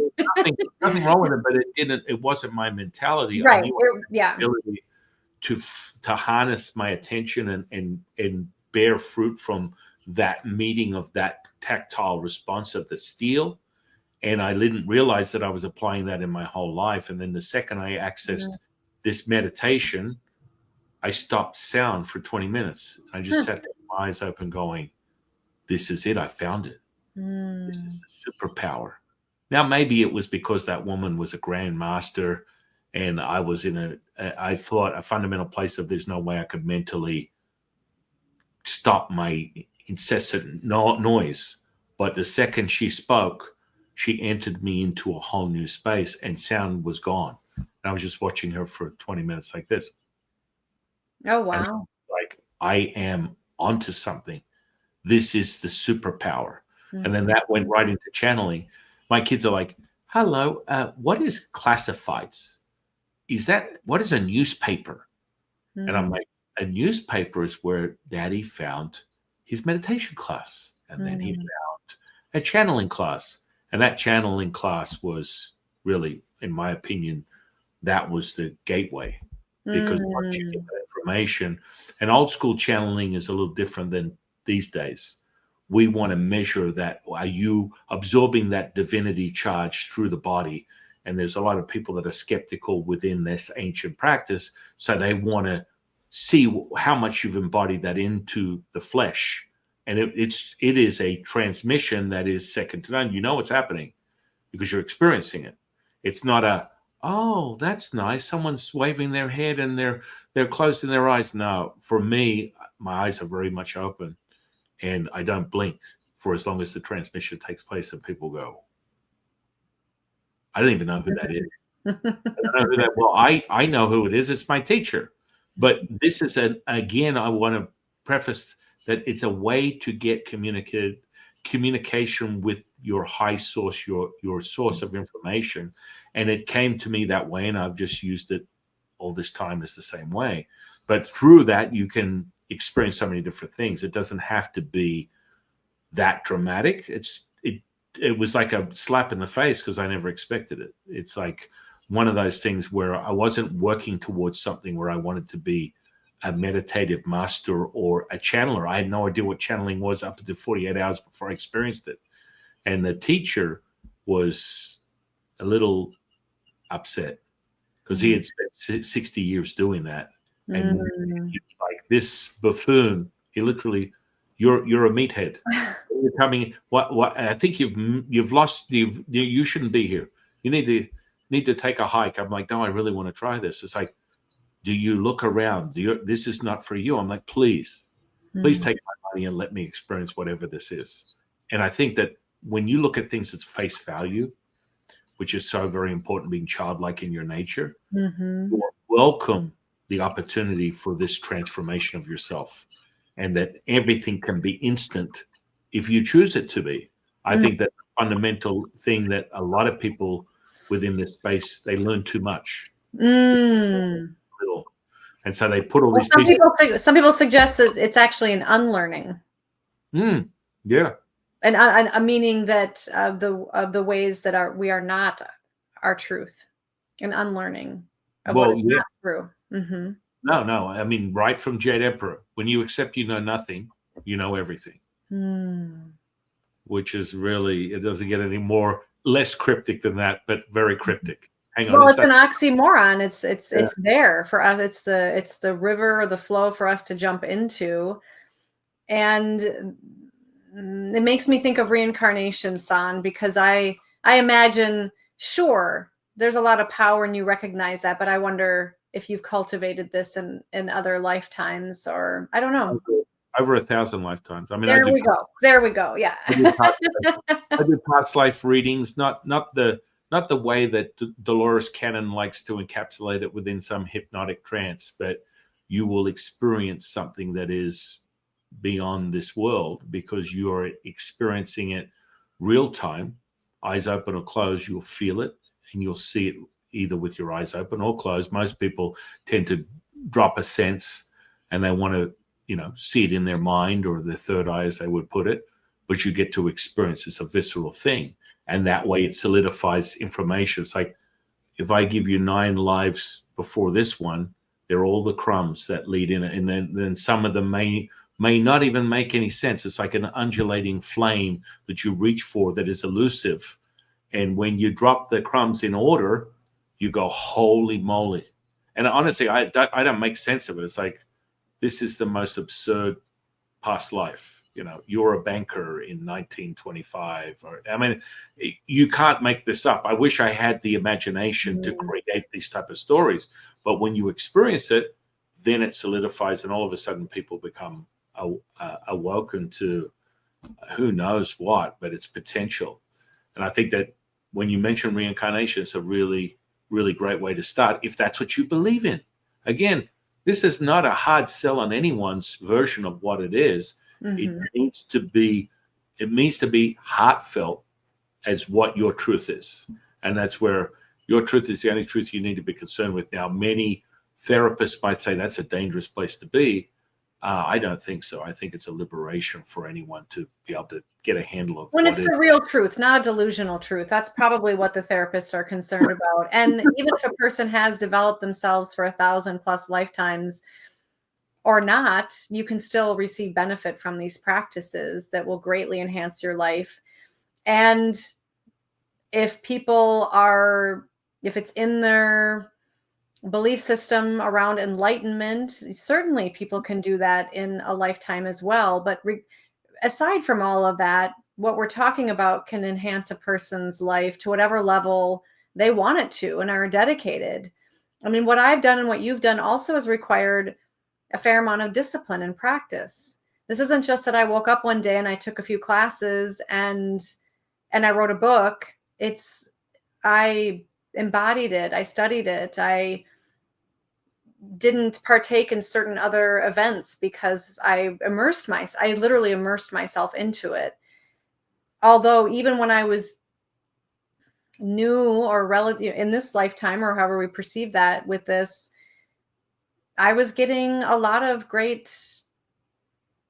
signs and encouragement. And that's what I think a lot of those synchronicities can support us with, is to recognize that we are on the right path. And so I believe that we're all getting those messages all the time about go this way, don't go that way. It's just when we begin even a simple practice, even if it's just going out and sitting and staring at the clouds or standing in the grass and just being and not thinking about the past or the future, just coming into the present moment. Yeah, that we can allow ourselves to get into this flow and pay more attention to that, because we're going to keep having internal and external awarenesses and validations of whatever. And like you said, so accurately, in my opinion, and so eloquently, is how powerful intention is. What is a person's intention? And if a That's person is afraid of this, why are you afraid? Because we can suppress the dark or the shadow, but we can also suppress our light. mm. Well, it all comes back to the same. For me personally, as a Taoist, it's both the same. Yin is yang, yang is yin, Mm. and it's nothing to interpret as something else. But people do go on that creative path of deciphering it as such. That Yeah. most people that say they're of the light, the delusion is that's where they need to start looking, is in the darkness. All of a Mm. sudden, if they don't believe there's shadows within their own self, then that's probably a deluded state they need to start with. It's like, oh, okay, it's there. That's just the substance. Now, what you want to do with it, if you believe I'm only of the light and God is my source, that's fantastic. Only you're saying it, but you don't believe it because you couldn't feel I can feel the transmission very easily when I'm Mm. speaking with people, whether they're embodying it or it's conceptual and they're just repeating things. And there's never a right or wrong way. I always have that moment when it's recognized that I can see that the person is still in the infancy of their own development. I always, like Arnold, take my hand if you want to live. Now, I mean, it's like give you the opportunity to get beyond the fake it till you make it, which is where a lot of people are. And it's not a hindrance. It's not I'm not here to go, oh, I see you. You're not there yet. That's not what we're talking about. We're like, guess what? I would like to help you nurture your belief to a knowing through a few simple things that can help you get there rather than, oh, well, I'm this way. And I think that's fundamentally the problem when people wake up and they get a facet of it. I'm an intuitive, I'm a healer, I'm a psychic, I'm a medium. You need to regulate that energy, in my opinion, from the systems that I teach people so that you can have this full, robust wholeness, which we refer to as the definition of healing. And when you do that, all of a sudden it sprouts out of nowhere. The servitude and selflessness is your default. You've discovered the superpower of the human being, the sentience that you are able to access empathy. And then you don't have to, no matter how hard you attempt to distort it with an emotion that's a fleeting transitory effect, whether you get angry, you fall back into that selflessness. And just like, I just can't hold that anymore because you've conditioned and trained yourself to be that default, which is natural to everybody, in my opinion, from Taoist training. You always return to that if you truly are expanding and cultivating this sense of self. You'll find it regardless. It will not be something that you have to think about. Mm-hmm. Yeah, you'll just be it. And there'll be moments, I kind of think of it as the Jackson Pollock, the artist, or like splatter paintings where you're splattering it on a canvas, and over I time, love as you it. do more of that, it's just going to awash and you'll just be it Yeah, he was more and an more throughout your days. fantastic artist, actually. So many people don't remember art history. Even it's like, oh, it's AI. Let's hit a stroke. Mm. I mean, I don't. I'd throw that at like James Tunney, which I'm sure you're familiar with, Yeah. and Jeffrey is very much good friends with. You Mhm. throw AI out at him, and he's going to give you a real interesting transhumanism perspective of what's going on. Yes, yes. And that speaks to the creativity you were talking about. And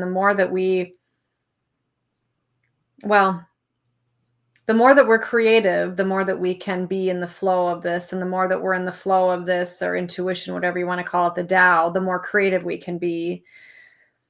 And I do think that part of why we're here also is to be creative beings, definitely to learn, grow, and evolve in love, and to create. What are we creating? What do you want to create? Look at what you've created. Look at what I've created. What do we want to continue to create? Those listening or watching, what are you creating? Do you want to keep going on that trajectory? Do you want to change it? Do you want to do a course correction? Do you want to do a 180? Or eject out of and parachute into something else that really resonates with you and aligns with you? that's the infinite possibility.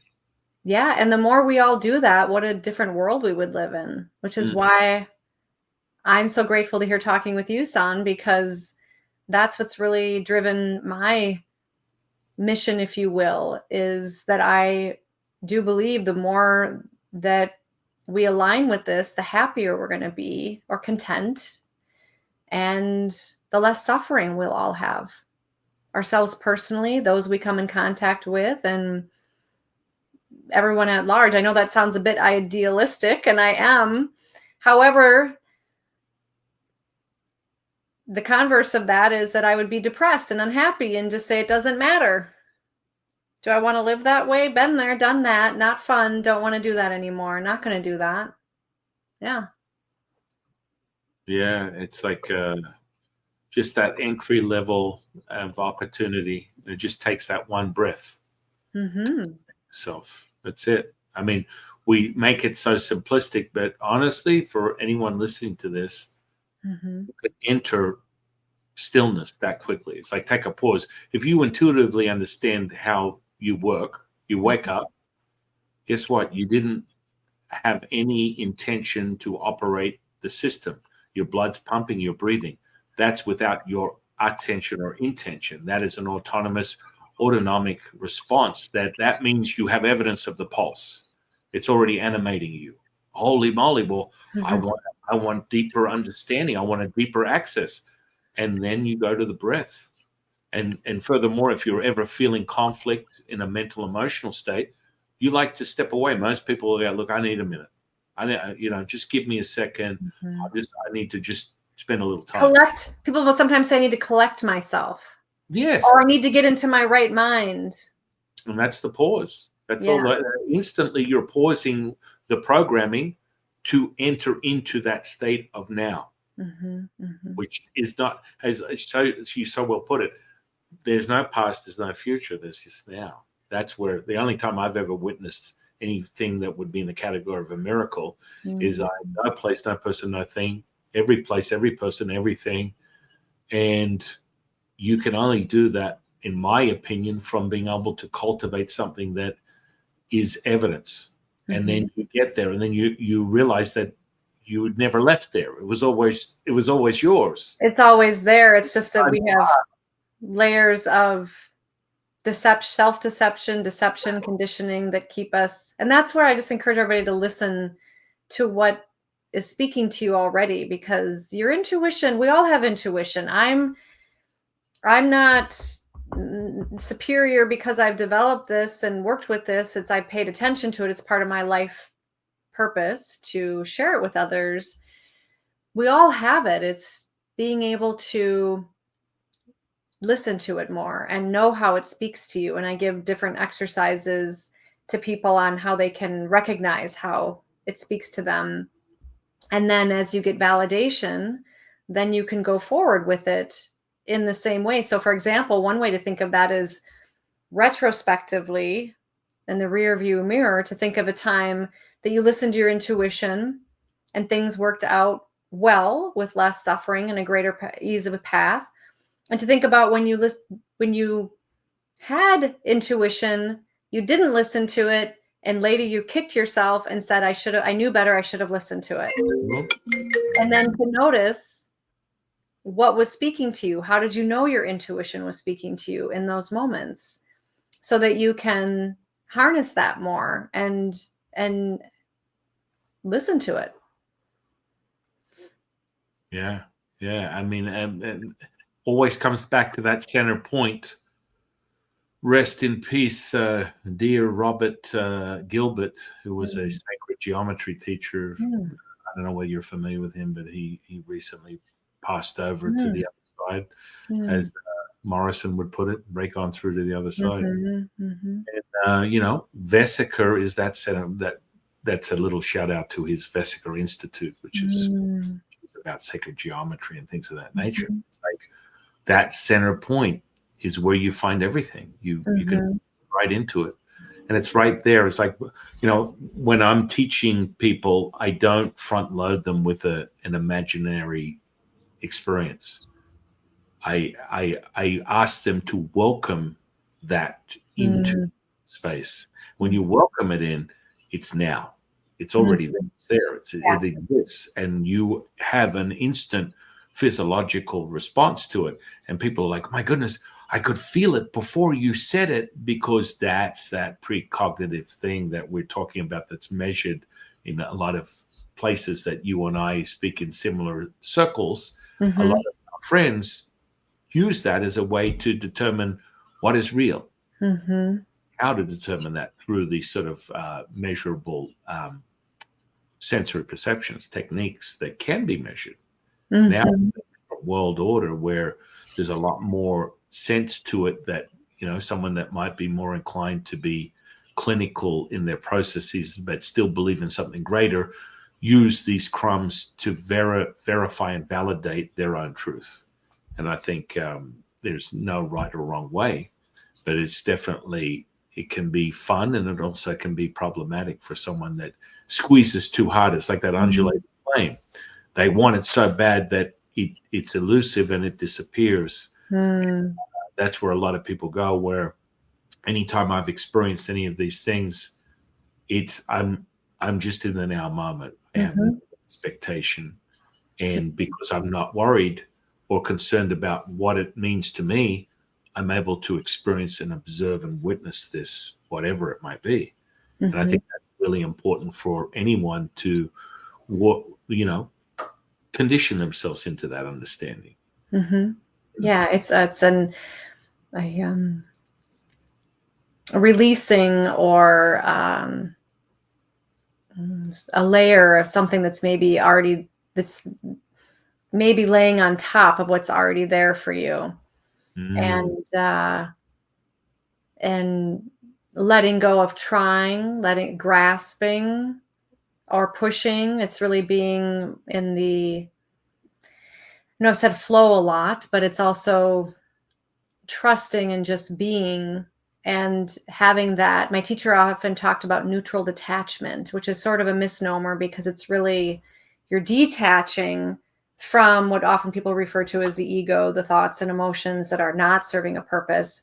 And then I would say that you're attaching or being more in that oneness, that all. When people say detach, I think that that can be confusing to people. well, yeah, there's as we put it, a point of no return. Mm. So then you become the animation. So you don't have to Mm. think it. It's not like you're thinking and going, "Oh, please, God, help me with this miracle." No, you are the substance that creates that. You're the core. Mm. So now it's operating through you, that your attention intention creates that miracle. Just think Mm. it and it becomes realized, affecting every place, every person, everything, miracles, Mm. manifestation, healing. So Mhm. you are the instrument of that as the Mm. animation. And Beautiful.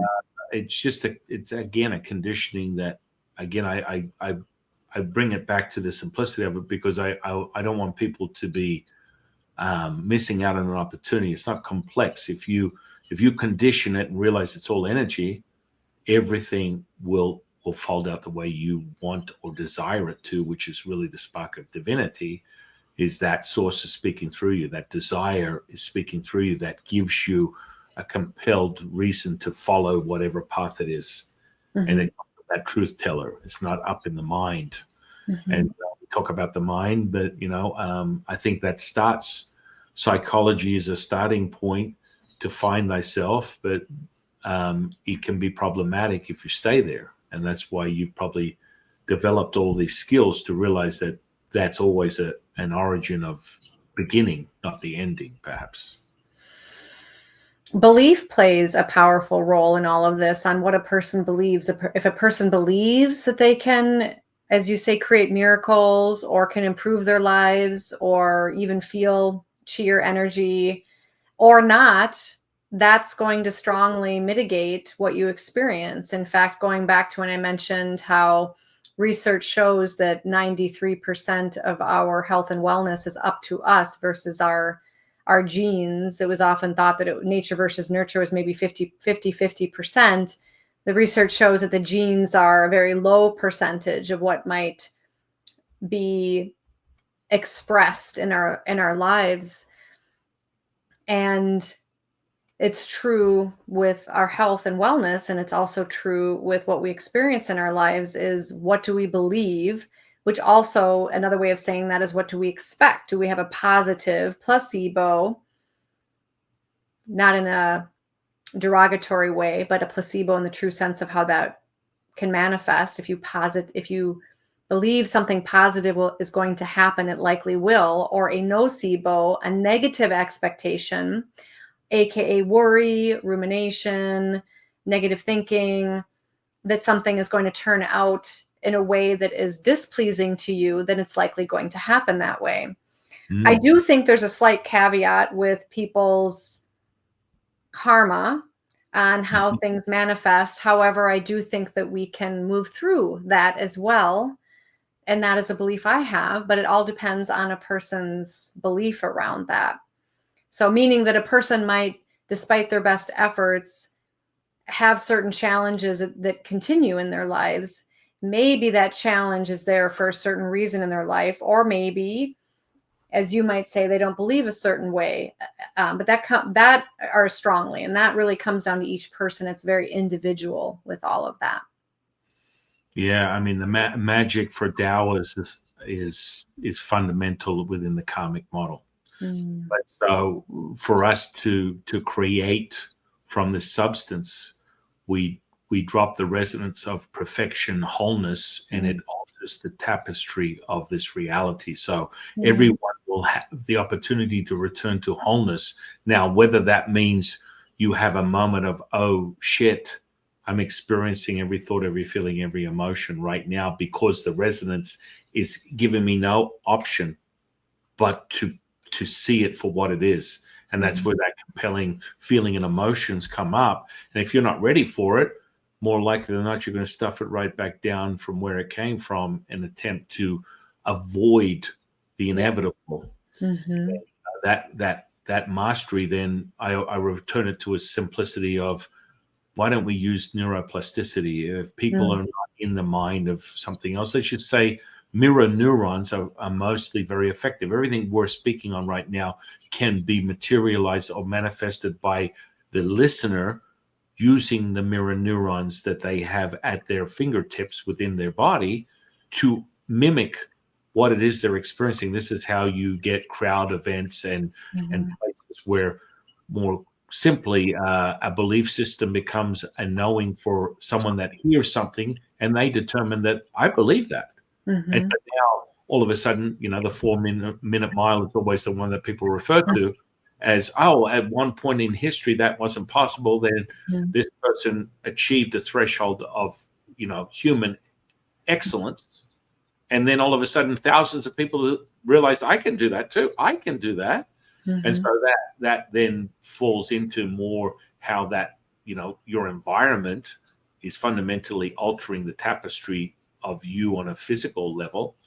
And, we get into deeper levels of mastery where we use the three treasures, which is the thalamus, the pituitary, and the pineal gland, as these treasures of our chemical process. You conjure that up with your attention intention, and you use the sensor self-receptors of the skin to shuttle what it is within the body and make change using the culture medium, the blood. And then you can turn on and off your gene expression. You can alter what's internal to external through these fundamental ideas that have been conceptual for many decades, but are far more esoteric in their nature for ancient practices, indigenous practices. But, then you get some pioneers within the last century, really great contributors like Bruce Lipton and Greg Braden and people that are giving people the opportunity. You, yourself, Jeff Ishlov, I love that. You. Thinking aloud. It's like giving, what people don't understand is by him creating that simple new thinking aloud title, it's actually giving you your own permission to allow something greater to receive something greater. People don't even understand this. It's like, I just sat there and I just listened to this person and I'm blown away and I feel potential. And Mhm. that's what I believe Jeffrey's doing with all his teaching. Mhm. Is so powerful because it's so welcoming and it's so nurturing and it's so Mhm. the wholeness there. And it's always going to give you possibility. It's never going to be a diminished return with whoever he's speaking to, or yourself, whoever you're speaking to. They're going to give this ability of nourishment that anything is possible. Yes, and often those conversations return to what's sometimes known as the perennial philosophy or wisdom that many wisdom spiritual traditions point to, that we've been talking about here for a couple hours, about what we're all possible of, what we're made of, and what's possible within us. I mean, we're And all creating something. Those of us who are listening to this are on it or listening to it, right? yeah, Your life is a creation. It's a reflection of you. It's a reflection of your inner perceived inner world. It's a connection absolutely. to everything. Hmm. It's happening all the time, happening through you, not to you. Yeah, Simple caveat. yeah, definitely, definitely. Well, this has been an amazing conversation. Hmm. I know that you want to go and do some other things. So, but I did warn you. I am a master void of time and space, and I believe that we merge together as this Yeah. incredible. I really appreciate all the insight and all the incredible mastery that you offer. And I don't say that lightly. I know you're very humble, but this is part of what you're giving back to humanity is Yeah. by being able to decipher these things and create from these techniques and awareness and all the journey that you've had throughout your lifetime makes it possible for other people to also integrate these things for their own awakening, their own awareness. So I'm very, very Yeah. Well, thank you, San, and it's been a joy talking with you. I've loved everything you've shared and what I've learned from you in this time together. It feels like it's been no time. We've entered into the no time zone, and I hope those listening also have felt that as well. And yeah, I'm excited to now go out into nature and do a little gardening. yeah, yeah, so amazing. It's a So, beautiful day here in the Twin Cities, and June in Minnesota is just such a beautiful time of year. And yeah. I'm grateful to share this, and thank you for your compliments. And I've just been listening, and I hope more people continue to listen to what their soul is calling forth in them, because there's a lot of jewels and pearls of wisdom inside everybody. One final question. What is Yeah. your definition of spiritual consciousness? My definition of spiritual consciousness. Well, you didn't ask what is God, so I'm wondering if that's sort of a similar question. Not that I'm saying that that is God. It's whatever it means to you. That's the No, most. I get it. I get it. It's just I haven't had anybody phrase it exactly like that. Spiritual consciousness, I would say, would be the awareness that we are greater than this, what we perceive as a physical world, that we are all sparks of the divine light and love. We are all interconnected in love, and that it's something we can return to and be with our own intention and when we choose to do so. And may we all live from that more and more. And maybe even all the time, right? Wouldn't that be amazing? I mean, it's perfection, just as it should be. Over 400 podcasts, I've never got the same answer as I should not, because we're all facets of the diamond of Yeah. perfection. Yes. You say tomato, I say tomato. It's a million ways up the mountain. Always remind people, if you dismiss someone else's belief system, you dismiss your own, because there's two of the same. Yeah, and this is why I'm so grateful to be the co-host on New Thinking Aloud with Jeffrey Mishlove, is because the people we talk with and people like yourself and others who are raising awareness of the possibilities and probabilities within all of us and how we can cultivate and gather that and manifest it in our lives, is that there are so many different ways to say often what I think these conversations point to. And so I'm curious what the listeners might share about what that is for them, spiritual consciousness. It's definitely an awareness. I would say consciousness is also an awareness. And I think that a lot of people can be asleep for various reasons. And of course, we can go into Buddhism, which of course means the awakened one. And that's, I think, also, you talk about the diamond, and in Buddhism, I think the term is Dharmakaya, the exact term for it. I think it's like the clear light of being. And there's also a term in Sanskrit, Satchitananda, truth, consciousness, bliss. And I feel that when I use the word intuition, which is just a word, to me, that's all synonymous with all of that. Beautiful. Beautiful. What a perfect way to end this conversation for now. Until next time, I would love to invite you on again. Oh, my honor and pleasure. Thank you, San. It's been a joy being with you. And so I want to thank you for sharing your time with us today. I want to thank the audience for sharing their time with us today. I want to thank the universe for bringing you into my life. And I am your humble servant and Sifu, Taoist San Qing. And I'll see you on the next one, guys.